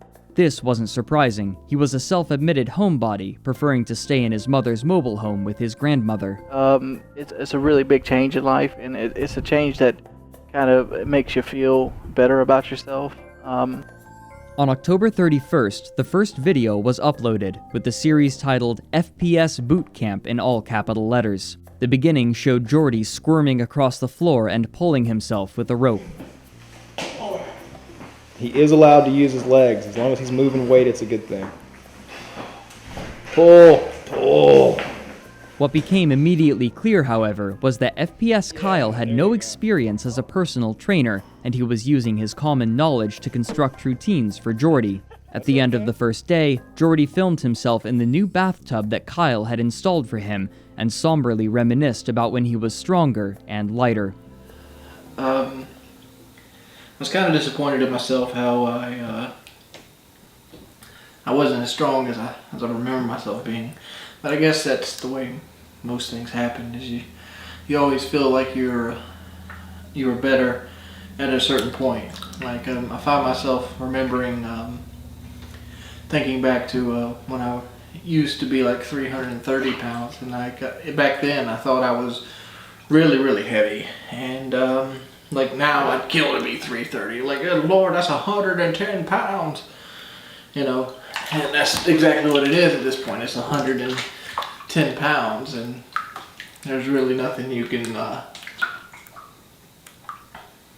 really nothing that you can do about it. But it's really cool. Like I feel really good that Kyle's helping me out here. I mean, he's being a really good friend doing this, and like Despite his struggle, the new video performed well, receiving 50,000 views within the first 12 hours. The next day, he discussed more of his hardship with the routine. Apparently, he had also broken the bed that Kyle had let him use. Microphone, I forgot my headset, the bed I ended up breaking on the first night. They had like a futon bed here, and I felt real bad about that. So Even so, his attitude was positive, buoyed by the high view count of the first episode of FPS Bootcamp. In order to help fund Jordy's stay with Kyle, a crowdfunding campaign was created on either November 1st or 2nd, asking for $2,500. According to the comments, this goal was doubled within 24 hours, and by the time the campaign ended, it had raised over $8,000. These videos continued, and ironically, the large amount of support Jordy was receiving was creating significant pressure on him to perform. It's beyond belief how much support I've been getting through these videos, and like it motivates me. Like when I'm on there, in this video right here, you're seeing me make almost 3 minutes on the elliptical. The entire time I was on the elliptical, I thought about all the people sitting there rooting for me and how I can't fail. And like, failing at this point would be letting everybody down, including myself. And I don't want to fail. And like, I think this year might be the year where I can keep that promise to myself, where I don't want to be overweight on my birthday. I failed last year, but this year might be it. Being overweight might be a stage in my life, and not my entire life. The FPS Bootcamp videos continued, with significant progress being made. Jordy's mood improved more and more as he continued, bolstered by his significant weight loss. I'm shedding something like 2.5 to 4 pounds a day, depending on what I do that day and what I eat. And like, it's almost inhuman the way my body is burning fat right now. What wasn't shown in these videos were Jordy's significant interpersonal and health problems, the latter likely brought on in part by Kyle's lack of knowledge as a nutritionist. Living with him outside of the workout was one of the most horrible ordeals of my life. That month was one of the worst months of my life because Wings lives within his own bubble. He doesn't socialize, and so he doesn't curtail himself to social norms. Right away, myself, my roommate Kitty, and my girlfriend were in my kitchen, and the bathroom is visible from the kitchen. And we hear this noise of water flowing into more water. And we all look up ponderously, and the bathroom door is agape, and Wings is pissing. And we can see most of him. I couldn't see the penis, nor could he. But he was pissing. And we all and we were all just in shock. And finally my roommate Kitty yelled, "Close the goddamn door! You're pissing with the door open!" She's British, if you can't tell. And we all just bust out laughing. Like, can you believe that? He's like, what? What's the big deal? You know, just taking a piss. And they're like, I was shitting. Strong Speaking of point. shitting, when I put him on the FPS Kyle diet, which is a lot of salads and grilled chicken, basically, he didn't shit for a week. He didn't shit for so long. I called the only person who I truly know is a bit of a fitness expert, Joe Lozon, who's a UFC fighter, a man who is literally a fitness expert. He's a professional fighter, professional athlete, big name in the UFC. I'm like, he hasn't shat in 4 days, dude. He's like, what? He hasn't shat in 4 days. What do we do? He's like, well, if 3 or 4 more days go by, it's gonna be a problem. It's already a problem. I think, I'm just picturing the meals that he's taken in. That's still inside him somewhere. He's stuffing down the musket barrel. It's like he's overloaded. This, I've seen what happens when you put the wrong ammunition into a gun. It explodes. What are we gonna blow this man's asshole out? That was occurring to me as I pondered over his constipation. And so we're getting him these chia seed drinks from the grocery store, which are supposed to aid in passing, making you regular, making you poop. We're filling his diet with fiber. I believe there was like shredded wheat and chia seed drinks and all of this stuff. And finally, like 7 or 8 days in, I had to replace the toilet. Not because anything was wrong with it, but just out of principle after he left. You knew what happened, didn't you? I knew what had happened there. It was like... 2 weeks into the program, Jordy was beginning to feel discouraged after his weight had plateaued, and he approached Kyle wanting to return home. Kyle was only barely able to convince him to stay for the last 2 weeks. When Jordy arrived back at his mother's mobile home, he seemed ecstatic about the amount of weight he had lost. This inspired him to make a video of himself dropping weights roughly equivalent to the lost weight in order to show what he called the, quote, destructive power that I have taken off my body. Shortly afterwards, he hired a personal trainer named Drew using the extra money left over from the crowdfunding campaign, and he seemed relatively good-natured about it, laughing alongside Drew and poking fun at himself. Because you put up some decent weight, considering we just got started, you haven't done this in a while. But the endurance there. He doesn't want to embarrass me. I did 12 reps of 100, and then I went straight to 15 pounds, and I struggled. However, he also mentioned that he had started struggling with his diet and had gone back to eating high-calorie foods. And a lot of it's my appetite has slowly been coming back. When I was at Kyle's house, I was isolated. I had people pretty much feeding me. But now, since I took over the diet, I've been slipping more and more and more. How are we going to fix this, Drew? While it's uncertain when these bad habits resumed, this may have been in part because his girlfriend, Brandy, had broken up with him. But while he had taken action to improve his physical health, the health of his friendships had degraded significantly, and this would culminate in an event that would isolate him more than his reclusive lifestyle already had.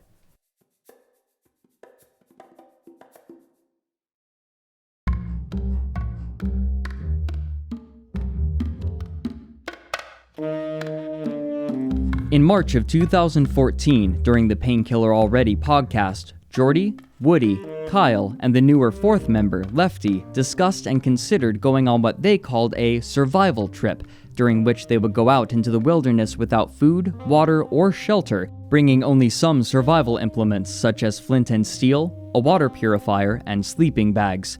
Of the four, Woody, Kyle, and Jordy committed to going. Me, myself, I've always wanted to try these skills out. It's not because I don't really have any of these skills. I have what you call book knowledge. Like, I know how to start a fire. I know how to, differentiate north from other directions. I've watched so many survival shows. Their preparation was minimal, and Jordy uploaded videos of himself attempting to light a fire using a magnesium starter. Damn. They scheduled to leave approximately a month after they had seriously considered the idea in mid-April of 2014. However, Jordy's survival kit was scant, gathering only 2 knives, a walking stick, gloves, boots, and 2 fire starters. By the time he was supposed to leave, he had only expanded this kit with a can of bug repellent and a 3rd fire starter. The compass he bought was broken. Some viewers noticed in his preparation day video there was a bottle of soda in the car, suggesting that he had again been failing in his diet. At last, the day had come for them to go on their survival trip, but immediately, Jordy's compatriots began to sense a problem. I'm driving in the night before, and I think to myself, hey, let me give old Wings a call, make sure we're all good to go here, because it's Wings. Call him up, say, hey man, you get ready to do this thing. I'm driving in now, about 3 hours from the place. What are you up to? You could leave, if you left right now, you'd be here around 11, and you could share this motel room with me. I could get a room with 2 beds or something. He's like, I'm not going. What do you mean? I'm not coming. When were you going to tell me? I'm telling you right now. What the?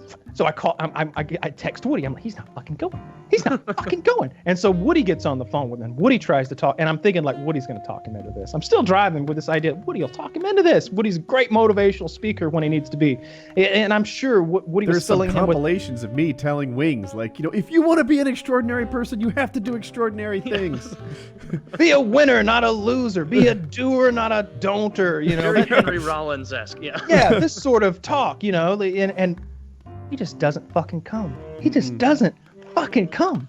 And it's now it's just me and Woody in the woods. Now it's just kind of weird. It got gay. It got a little gay.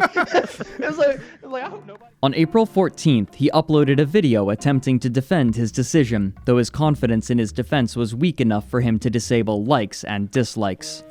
Obviously, I didn't go to the PK survival trip today. And I seen people tell me like, oh, why don't you go now? Go now. Do it. Dude, that's not an option. And the reason I didn't tell them ahead of time is mainly because I didn't want to basically start the trend up before and have them try to talk me out of it. Because I'd already made my mind up. I wasn't going to go. I didn't want to deal with it. You think I want to be this person? You think I wanted to make a decision where, it could be meaning the end of my channel or the end of friendships? Do you think I want to be like on the outs with Kyle and Woody? No, I don't. But the fact is, I got to the point emotionally where I was willing to risk my channel never rebounding. I was willing to risk my friendship with Kyle and Woody because I was afraid of this trip. And that right there should speak volumes of where I was at mentally. The comments were almost universally derisive, criticizing him for his cowardice and for his numerous excuses. The next Painkiller Already podcast was filmed shortly after Woody and Kyle returned, and Jordy was conspicuously absent. In place of his avatar was a small tombstone, and for the most part, they avoided talking about him. Yes, I suppose we should talk about the elephant in the room. Yeah, so we've decided, it was a group decision, we decided that Wings of Redemption wasn't going to continue with us. He's having a hard time, and he's made some decisions that we didn't feel were so friendly, so for the time being.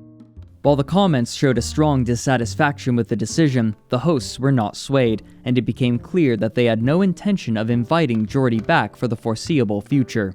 While Woody had refrained from speaking on the matter, Jordy's attitude on Twitter pushed him to discuss it in a video he released on May 30th, a month and a half after the trip, in which he seemed visibly hurt by what Jordy had said about him and Kyle. The core of it is he says like these guys were, that the PKA crew were never friends to him, that we never called him, we didn't share the money with him and things like that, and that frustrates me because it's a lie. And that's kind of why he's gone, because it was this constant backstabbing, this constant taking shots at him. Every time he fell into some sort of slump or got grumpy or whatever, he would lash out at all the people that were close to him. The truth is, like, if you follow Wings on Twitter, you know that sometimes he'll just go off about all his personal problems and put that on Twitter. And I would be the guy that texted him or called him and tried to sort of work it out. I was the guy that held his Twitter account to sort of back off on that a little bit. When obviously Jesus he said that he was going to rape my daughter, rape my wife after he kicked my ass, and he called Colin retarded 100 times. And Wings donated money to that guy because he thought it would make him look good. Wings gave search engine optimization tips when people were attacking Colin.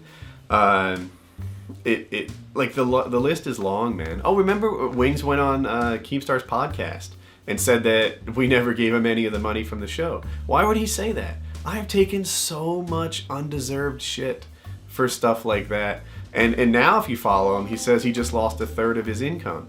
Right. To say that we were never his friends is not fair. We would do so much for him. We tried to help him so often. I want the best for Wings. I really do. But I can't have him in my life anymore because he's been so terrible to me and my family. And has done nothing to ever make up for it. I mean, people make mistakes, but this is a guy who talks without thinking and has a policy of never apologizing. And when you combine that, you get a guy that just takes and takes and never gives. And either you get some help so that you can deal with this and compartmentalize the hate and push it to the side, or you reorganize your life so that you don't get this kind of hate anymore. Because what you have now, it's not working for you, man. You're spiraling down, and you need to be on your way up. That's where it is. But you know, for my participation, I mean, I feel like I'm the lifeguard, and you've been trying to pull me under for 5 years, and after a while, you know, the debt's paid. As Jordy continued to upload videos, his viewership dwindled further. Attempting to buoy his view count, he utilized clickbait titles for his videos and would comment on national news and drama, even talking about an incident when Chris Chan pepper sprayed a GameStop employee. He would also upload videos of himself playing games besides competitive first-person shooters, but these would consistently underperform, with some of them never reaching more than 10,000 views. He struggled maintaining his workout routine and diet, halting and then restarting both multiple times. His personal trainer, Drew, would occasionally cameo to talk about Jordy's progress, his goals, and the workouts he was doing, but Jordy's attitude had turned dour. You know, this week Brandy, I don't know if you guys remember Brandy, but Brandy was my last girlfriend. She basically went to a relationship with another guy, and it's like, man, that shit sucks, dude. As you can see my luck firsthand, like if I didn't have bad luck, I'd have no luck at all. Jordan family motto. By this point, Keemstar had turned Drama Alert from an occasional Twitter post to a full show, and on October 2nd, 2014, a post that Jordy made was featured. I've played with the idea of waiting my money out and shooting myself in the head. I even bought a hollow point bullets to do it with. As Jordy continued to struggle, he would occasionally post to his social media about thoughts of suicide, such as in a Facebook post on October 13th, 2014, that read in part, quote, "I don't joke around about stuff like that. I don't want to kill myself, and you don't kill yourself for attention, you do it to escape pain. Life was and still is a huge disappointment full of pain." Attached to the post was a picture of a package of bullets. Hoping to rebuild his career, he started a new podcast in February of 2015 titled The Podcast Show, which surprisingly featured Whiteboy 7th Street, one of those who had joined for Keemstar's stream a few years prior. However, as the months continued, this show would lose viewership as well, dipping from 40,000 views to 13,000 by August. This reflected an overall trend on his channel. That same month also saw his Let's Plays sometimes netting less than 3,000 views. All of this was in spite of his subscriber count of approximately 450,000, which had decayed from 510,000. Even his videos which featured FPS gameplay would struggle to pass 15,000 views, while others would never reach it. By this point, it was clear that Jordy would not be rejoining the regular Painkiller Already hosts, though he would still be invited occasionally for uneventful discussion. As he lost motivation, he would both upload and stream less, continuing into 2016. Because around January 2013, I stopped trying as hard. I was worn out. I was posting 3 videos a day. I was doing the most I could, and my entire life revolved around numbers. What killed my channel was me. I pretty much killed my channel because I allowed myself to become so obsessed with money that I never took time out to enjoy myself, and it molded me into a person that I didn't like. Attempting to explain himself, he released a video on August 26th, 2016 called "I'm Going to the Doctor." So you might be asking me like, well, Jordy, what are you up to lately? You don't really do YouTube that often. You know, you stream rarely. the last couple of years I've developed this thing called anxiety, and I never used to have it, but now it hits me in waves. As 2017 came, his uploads continued to dwindle along with his viewership, and this coincided with an increase in his weight again. Where he had once been approximately 380 pounds, he now was approximately 470 pounds, and he was beginning to complain about his back pain more. He had been discussing bariatric surgery as a method to reduce his weight for many years, but as his weight continued to increase, this surgery grew more and more appealing, and he soon began to see it as the only way to improve his life, believing that he could not have any job besides making gaming content at his current weight. What's more, another aspect of his financial situation was slowly coming to be known. For some time, Jordy had been paying for his mother's mortgage on the modular home. She had promised Jordy that once he was finished paying it for her, she would give it to him. He had even boasted that he had made the last payment on the mortgage in a video on October 23, 2014. But at some point, once the mortgage was paid off, she went back on her word, and instead of giving the house over to Jordy, she took out a second mortgage and promised Jordy that this time, once he had paid off the new mortgage, he would receive the house, and so he continued to pay. Despite these payments, his credit rating was still incredibly low because instead of paying them directly, he was transferring money into his mother's bank account every month.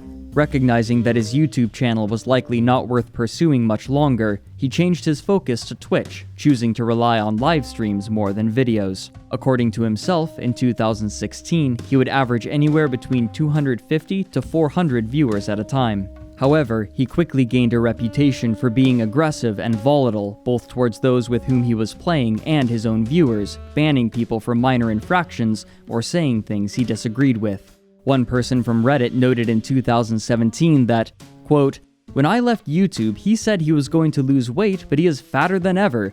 Not only that, but he is meaner than ever. He talks to his viewers like shit. One guy genuinely offered to teach him how to properly play Rainbow Six, which Wings was struggling at, and Wings told him, 'If you keep backseat gaming, I'm gonna fucking block you.' Then he told a 36-month subscriber that he hopes their parents die in a car wreck because the kid beat him in a 1v1. Keep in mind, this is a 30-year-old man." I'm just trolling you, chill. It's not hey, whatever. I hope your family dies in an automobile wreck.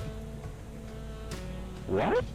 On top of this, he seems very depressed now. He spends every stream just constantly bitching about how he doesn't get enough viewers to support his fat, lazy, degenerate lifestyle. It makes me feel unwanted as a fan. He also complains and gets very angry literally every time he dies. I've never heard Wings admit he got outplayed. It's always outside forces that cause him to die in-game, whether it be lag, OP weapons, bad teammates, etc. It's literally never his fault. I even saw him throw a controller at his TV out of anger. Also, his shirt was dirty. It looked like he hadn't showered in 3 days and he was greasy. I really hope he can find it within himself to get his life together. He also said that he had a gun in his hand, was considering killing himself because he wasn't getting the Twitch viewers he feels he deserves, and if he can't make a living off of video games, then he doesn't want to live. He legit said that shit. But soon, due to a quirk of YouTube's algorithm, he would again attract attention and viewership of an entirely different kind. Joke's on them. If they join one more time, I'm going back online and I'm stacking a team up. On November 16th, 2017, a YouTube user going by Sean Ranklin posted a video titled, "Wings of Redemption gets stream sniped and loses it." Up to this point, people had learned that they could annoy Jordy by joining his games and harassing him, much to the amusement of many of those watching. During one stream, he was apparently having difficulty controlling his temper, reacting more strongly than usual, and Sean Ranklin created a compilation showcasing this. Come the fuck on, man! Real talk!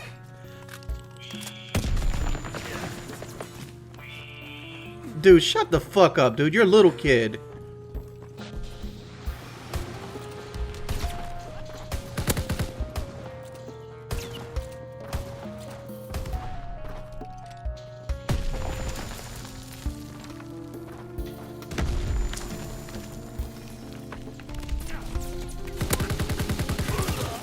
Webby, fucking leave, dude!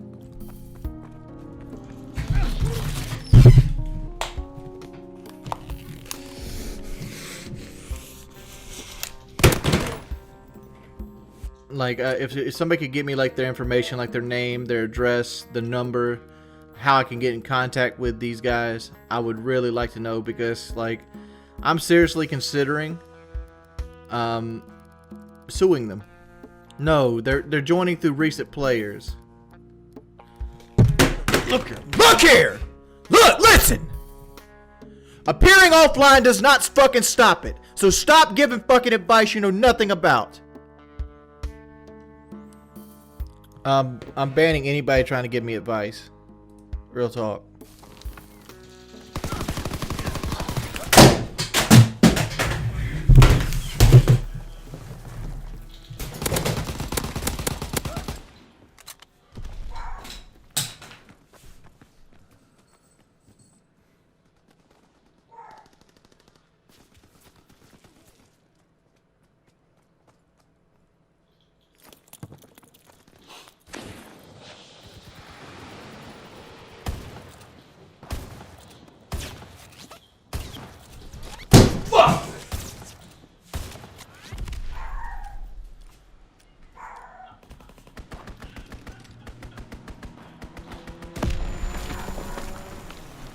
Alright guys, I give up.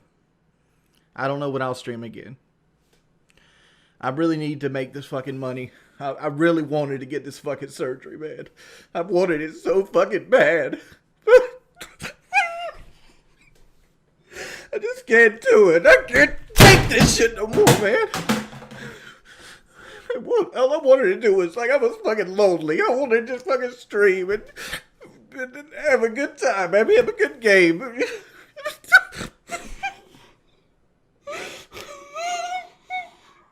hate my life.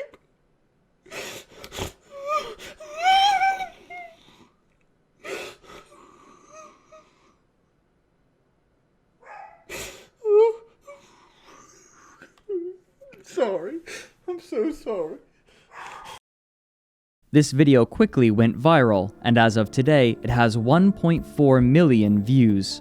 With the success of this first video, Sean would continue creating highlight videos of Jordy's streams, focusing on perceived faults in his character. The success of Sean Ranklin's channel encouraged similar compilation channels, and over the months, more and more would appear, combing through his streams to find moments that they found particularly egregious or of entertainment value. References to these videos would begin to populate his stream chat, especially memorable phrases from Sean's first upload, such as "look here, look, listen," and variations on "ban anyone who tries to give me advice." He would audibly order his mods to ban anyone who used certain terms or said certain things, but these bans were easily circumvented with new accounts.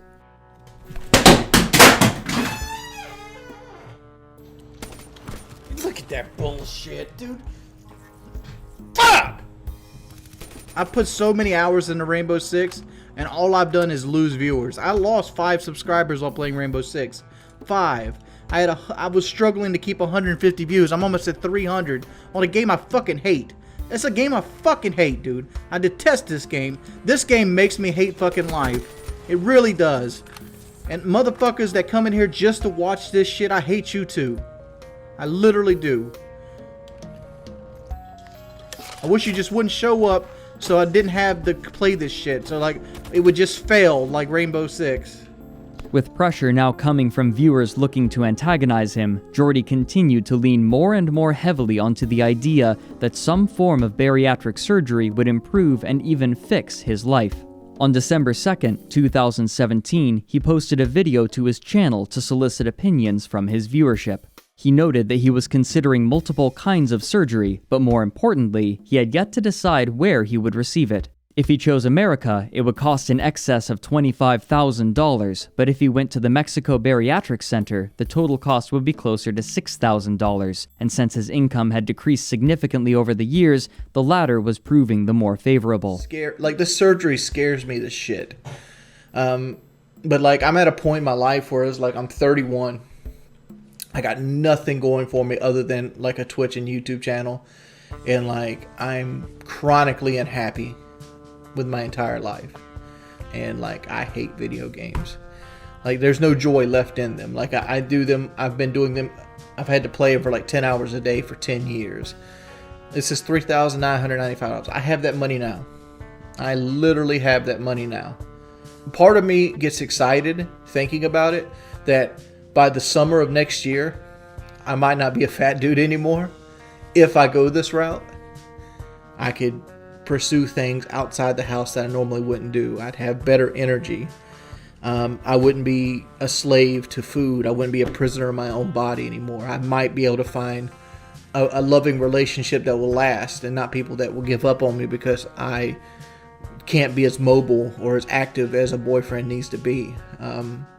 Even so, the failure rate of the Mexican doctor was significantly higher than that of the American doctor. Soon, he began soliciting donations for the surgery during his streams in the event he chose to get it in America. As he floundered on which doctor to visit, the most dedicated among the new group of detractors would congregate in servers hosted on Discord with names such as Whale Watchers and Sean Ranklin fans, and soon, at least one had in excess of 1,000 members. What was perhaps more remarkable was that when Jordy became aware of these Discord servers, he requested to join them so that he could have a discussion with their denizens, and many people eagerly obliged his request for conversation. It appears that this meeting took place in early 2018, recorded and uploaded by Wingstings in a video edited to highlight what they found to be the most interesting parts. You wouldn't make videos that just trash me unmercifully. You guys have kept me up crying so many nights. People said, videos being made, and the fact is, like, you're going to hurt my chances to get a job later on in life. Why do you feel the need to pick on me, though? Like, seriously, like, Wings, I'll be brutally honest with you, right? The only reason that these channels exist is because you react. Because I react, but I can't stop reacting. I'm never going to stop reacting. It's part of my personality. The fact is, like, how am I supposed to move on if you guys keep creating things? Ignore it. You can't ignore it. You can't ignore it, dude. You can ignore it. You can. We're just fans, man. Just take the videos down. Just delete the channels. Can't take this shit no more, man. I'm sorry. I'm so sorry. You're fucking asshole. You're an asshole. You realize that? You're making fun of an honest reaction, dude. Like you in real life, I really do. I would beat your fucking teeth in. I would beat your fucking teeth in, dude. I really would. Threaten, man. Come on. You don't doubt that. What are you gonna do to me? What are you gonna do to me? What are you gonna do? Put your bitch ass in the kneecap. That's what I'd do. Oh, I'd incapacitate you, and then I'd beat you with the fucking pistol grip until your teeth fell out your head. I hate you. He's so fucking much, dude. Like literally. Like I've done nothing to you guys. I've done literally zero to you. You're not helping me. You're motherfucker sitting online right now with like a picture of me with like tears on his face. You're sitting in a channel dedicated to me. Your whole YouTube channel is dedicated to me. You have a shrine of how much you worship me. All you do is... In the end, little came of this meeting for Jordy besides further ridicule. But besides making new enemies, he would quite suddenly encounter an old one.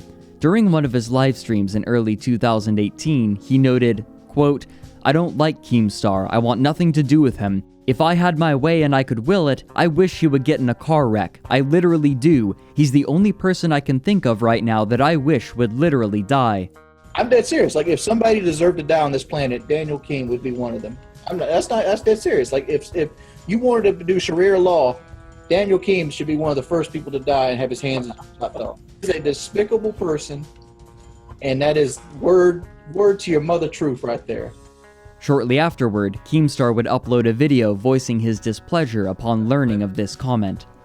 I laughed my ass off. And Blade laughed his ass off, and Overflow laughed his ass off. And the more I thought about it, the laughter just turned into anger. I'm mad. Now, should I be mad? No. Wings is known for saying dumb, stupid shit, and is never held accountable for his words.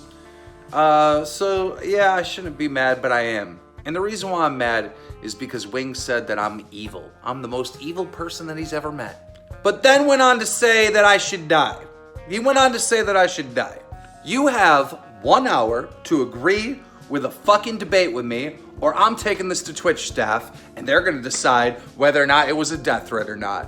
I'm not playing any games. I'm not a... The two would confront each other once again in a live stream, during which they would attack and insult each other, enumerating how each of them had somehow wronged the other or had committed morally reprehensible actions over the years. But this time, where Jordy once had been in a position of power, he was now much weaker in terms of influence. All that clip simply states is, I don't like who you are as a person. And in my personal experience, you're one of the worst people I've ever met. Like, on a moral standpoint. So many times.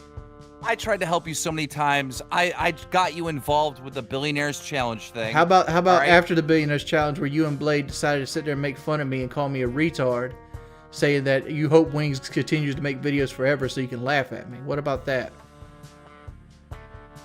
But that's the strongest thing you have going for you. I mean, Wings things. What about the lie you just said just a while ago where you said you're wing tings? What about you're not wing tings? And I'll tell you what, Wing Tings is entertaining. And you know why it's entertaining? Because it's all your fuck-ups. Like you crying and you being upset. That is the most entertaining thing about you. I'm sorry, Wings, but it is. It always has been. And I'm trying to use that to better myself. I got this surgery. I'm gonna get the surgery done. I'm gonna shed one of my biggest catalysts in my entire life, hopefully. Hopefully I can find the strength to do that. As these streams with Jordy tended to go, he began speaking about his own personal anxieties and struggles. And like, I don't have, like, I'm not in the case where I'm like, just a dude that's like 250 pounds, like, oh, this didn't work out, let me fall back on my metallurgy fucking degree. Well, it's not a degree, but like job, like my metallurgy job. Right, I can't do that. I'm 450-pound land monster that has atrophied muscles. Like, what the future for me, if I stop this at this point in time, is to go telemarket or work in some kind of call center, or cut movie tickets or something like that. Which is, that's a good living for a lot of people, but like it's not what I want for me. Right, and like This is so boring. You're literally giving me the like victim card, sad card stuff. Whatever you want to call it, man. Like the fact is. Why don't you just stop being a victim? Why don't you just stop being a victim? All right. I'm sorry. I'm getting loud and angry. I'm trying to stop being a victim. I'm trying to stop being a victim. Why do you think I'm working toward bettering myself? I'm gonna give you real advice. This is real advice. All right.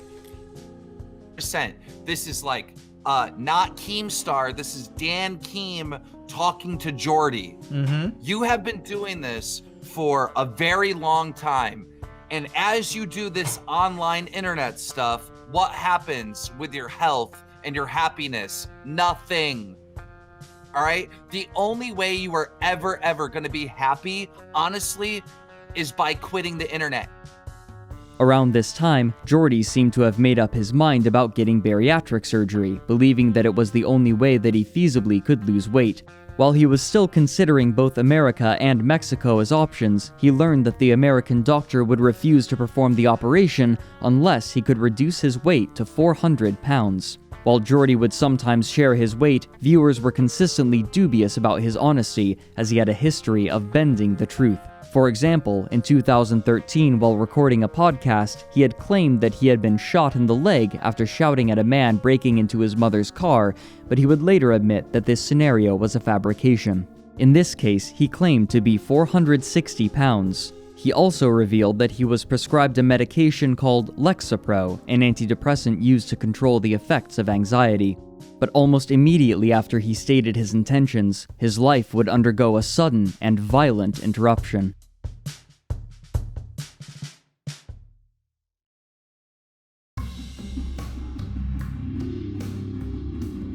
On March 6th, only 2 days after the video about his bariatric surgery, he uploaded a video entitled, "So, I Got Swatted," which shows his stream with an empty chair and the sounds of a SWAT team in the background.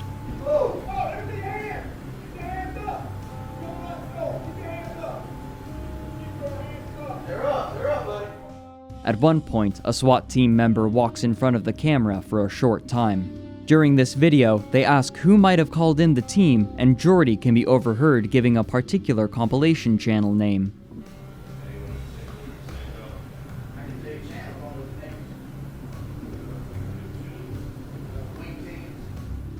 This came shortly after the high-profile case of Andrew Finch, who was killed in a swatting incident, and in light of this development, Wingstings deleted their channel, citing their discomfort with the troll community. Unsurprisingly for onlookers, Jordy was unable to lose the weight in the time frame he had set for himself, and so he committed to getting the surgery in Mexico, though the ponderous way he went about planning it made onlookers dubious about his resolve. In the meantime, new channels were appearing that copied Sean Ranklin's style of highlighting moments from Jordy's streams. What's remarkable about these highlights, however, is that they would not only highlight his moments of rage and frustration, but also genuinely humorous moments, creating a surprisingly broad view of Jordy.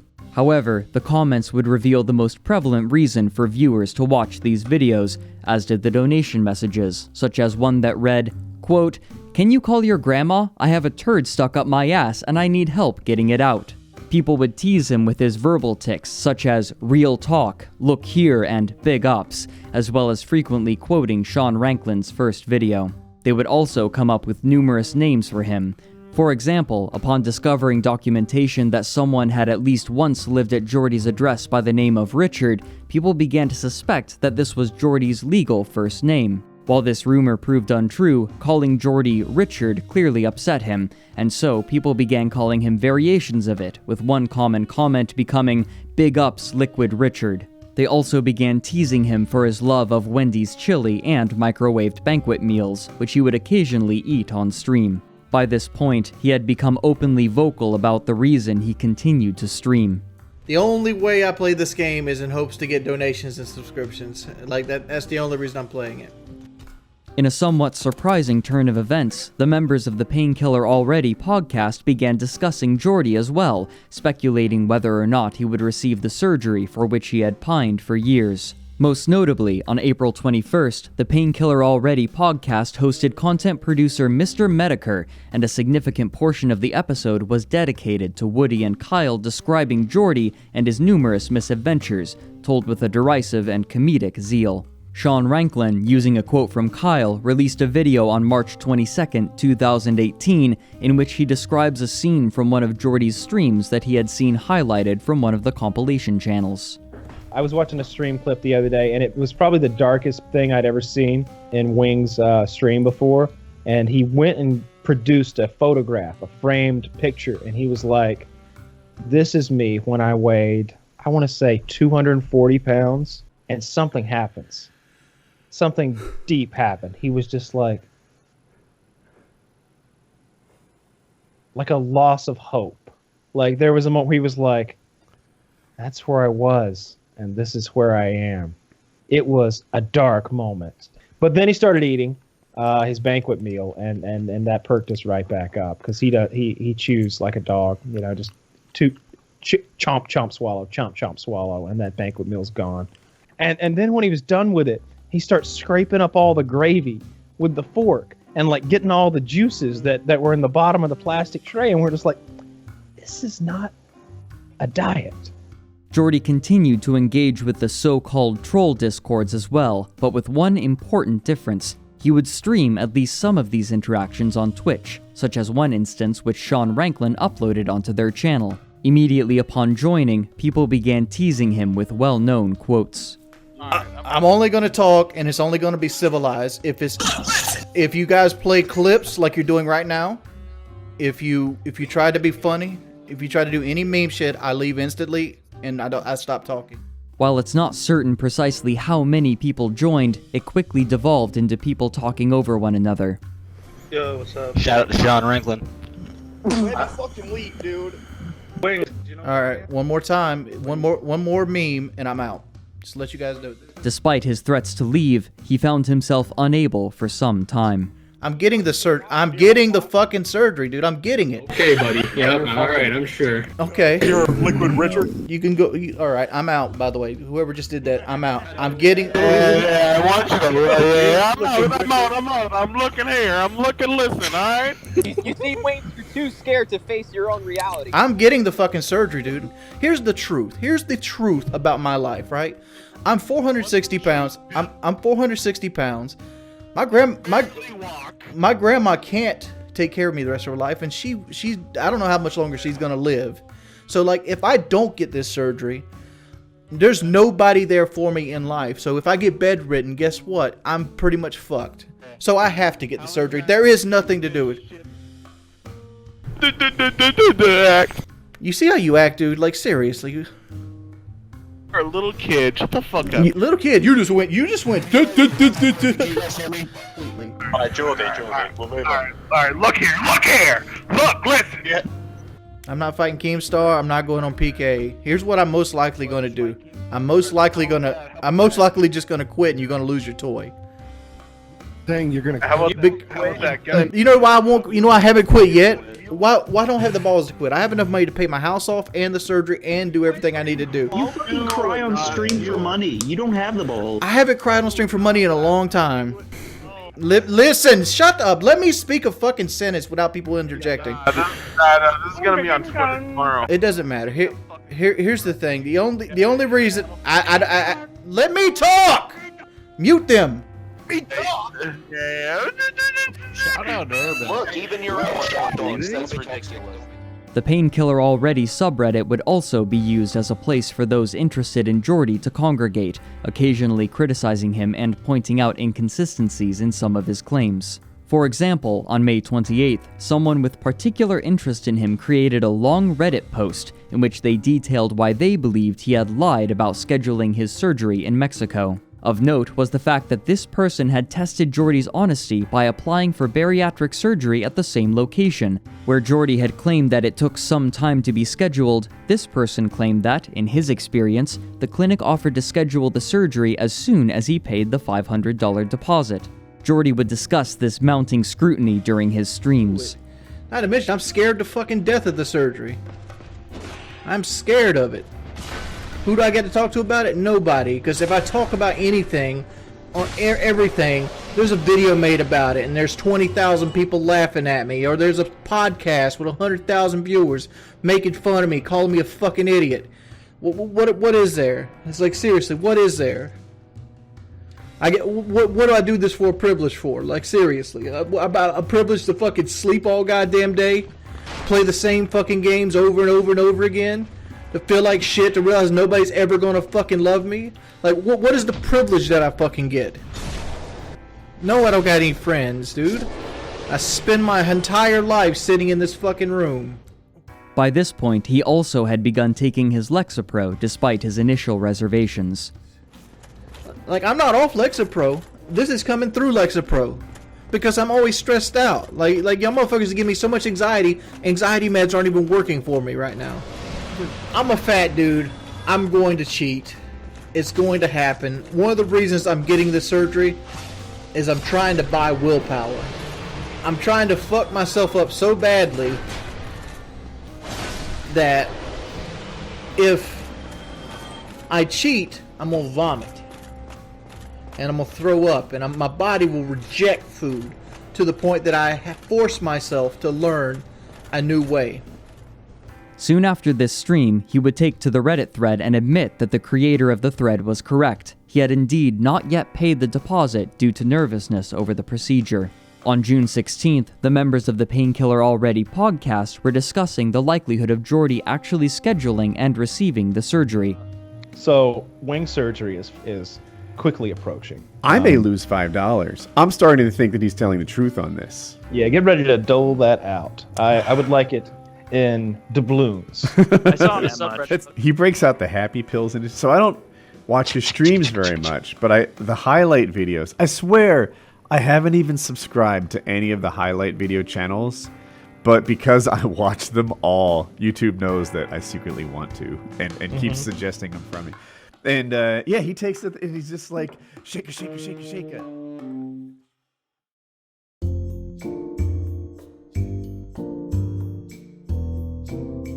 On June 28, 2018, Jordy posted pictures of himself in a hospital gown to his Twitter feed, and soon he was back in his mother's modular home. He had opted for a surgery called a vertical sleeve gastrectomy, in which approximately 90% of the stomach is removed. Almost immediately, he began to question his decision. Like, I wanted my life to be so much different after the surgery, and it's not really. It's not. Like, I just text just like 20 minutes ago and canceled the plans I had for today because I'm going to have to stream again today to try to keep my subs up. And, you know, like, I'm stuck in the same routine again where it's like, I'm fucking here. And like right now, like I'm so sick of sitting in chairs. That's the reason I bought this chair today on a whim. Like I'm so sick of like my body hurting for sitting in chairs because I'm so big, and like I want to lose weight faster than I'm losing weight right now, and I'm not doing everything I could be doing to help that alone. Like I'm not getting. He continued to stream, and in part due to his new antidepressants, he had stopped reacting with such explosive anger as he once had, though he still would often read troll donations aloud before realizing what they were, or simply out of exasperation. It's also possible that he recognized how much of his income was coming from these troll donations, and he wanted to encourage them to a certain degree. Art of Redemption, draw me like one of your banquet meals, you sexy man. I want to get Coomdon? Oh. How many months do you have left to you? I don't have HIV, man. Hey, Carbine PPSH. Wow, you're really fat. That's cool. Let's do the donation rundown. Trailer Park Redemption donated 1. I can respect that one. What? The guy goes, I donate, but since I'm in Great Britain, it's in pounds, and you obviously don't need no more of those. Bob Gnarly. What's cool? I know you're a lazy fucking bum who doesn't want to work because I'm also 406 pounds, yet I still work 60 hours a week doing manual labor. Get a job, you parasite. However, while few developments were occurring post-surgery for Jordy, the community around him would begin experiencing significant upheavals, some of which were revealed publicly. In early 2019, a man named Joshua Moon, best known as Null, the owner and operator of the Kiwi Farms, hosted a stream in which he discussed the history of Jordy. The most surprising part of his stream wasn't the section about Jordy himself, but rather the troll community that had built around him. And my rabbit hole into this world started with asking a question. Who is Lean? And the answer I got to that question was... Ha ha ha ha ha ha ha, lol, you mad bro, ha ha ha ha, mad bro, mad, piss, pisses on shithead, piss, ha ha ha, piss, piss, psis, lamau, ha ha ha, ha ha ha, lol, piss. And that, my friends, is the fucking moment I decided, holy shit, these people are fucking crazy.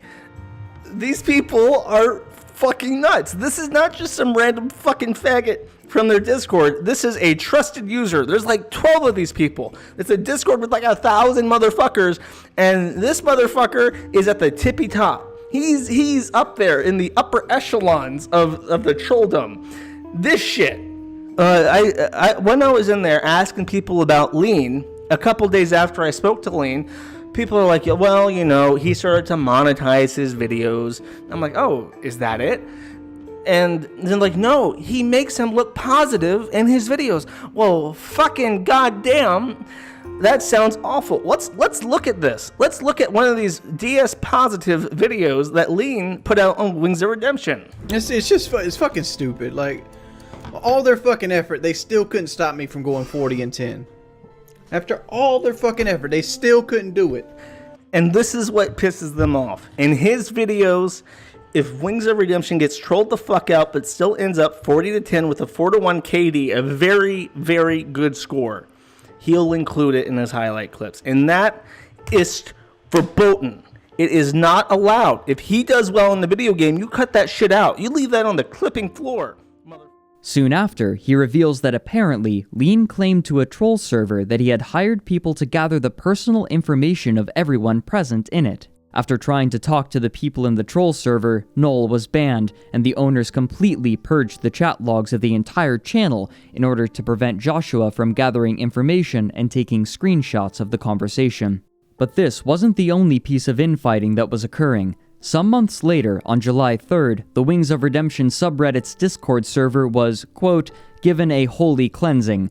One of the moderators of the subreddit wrote that, quote, The server has fallen down a manhole of noxious biohazard shit, and it all started with Rode banning users for having different political opinions in favor of keeping user SodaSweet as a mod, who was a guy with children that was sending and receiving nudes from another user by the name of 3PM, who was another bloke that enjoyed cross-dressing and posing as a female.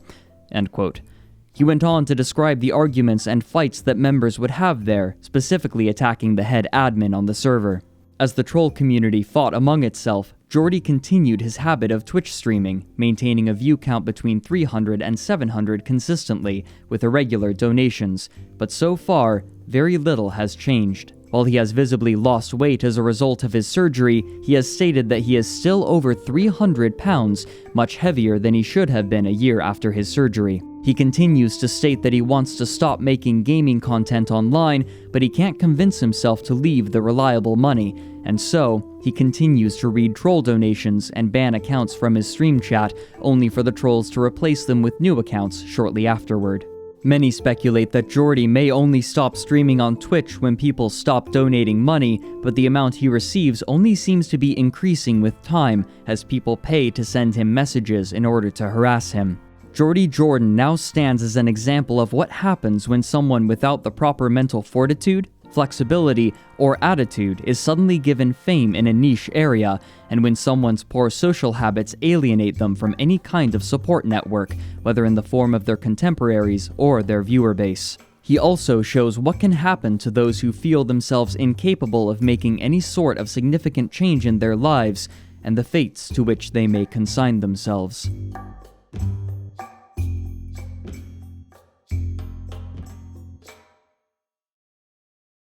Hello, Jordy. Hello.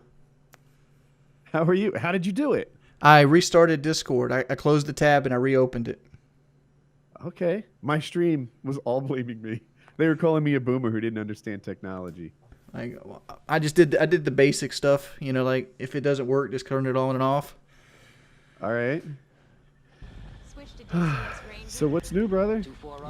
Nothing really new. I mean, like, I'm in this point in my life where nothing can be new because, like, people won't let me forget the past. You know what I'm saying? I do. And it's like,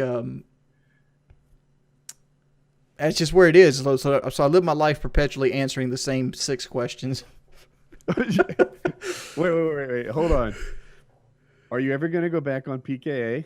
1, yes. How much do you weigh? Yep. How's Brandy? Have I hit any? How am I doing so far? You're 3 for 3 so far. Okay. PKA, how's Brandy? What do you weigh? What would you do for a Ford Raptor? They're getting harder. No, that's not one of them.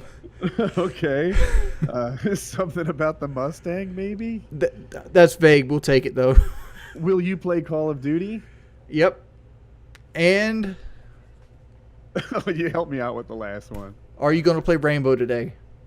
Okay. Yeah, you're building a Rainbow following then. Yeah, Rainbow's actually my biggest drawer, other than, like, just chatting. Like, just chatting's my biggest drawer, but, like, there's only so much you can do with just talking to the same people and answering the same 6 questions. Because, like, I've been streaming for, what, like, an hour now? And I've answered... What does it feel like to ride a Mustang that has a full of shit at one point? Has your Mustang's suspension sagged? I've been asked that one 4 times already, and I've already explained to them that, you know, that's not how cars are designed. Cars are designed to hold a certain amount of weight between the axles, and the weight that they can hold between the axles exceeds what a normal human can expand themselves to usually. It's meant to hold 4 people. Yeah, it's meant to hold 4 people. Yeah, it's gonna hold you fine. It's not a dude. The V8 Mustang. I've only seen highlights of you talking about it, but that's a thing that you want to make happen.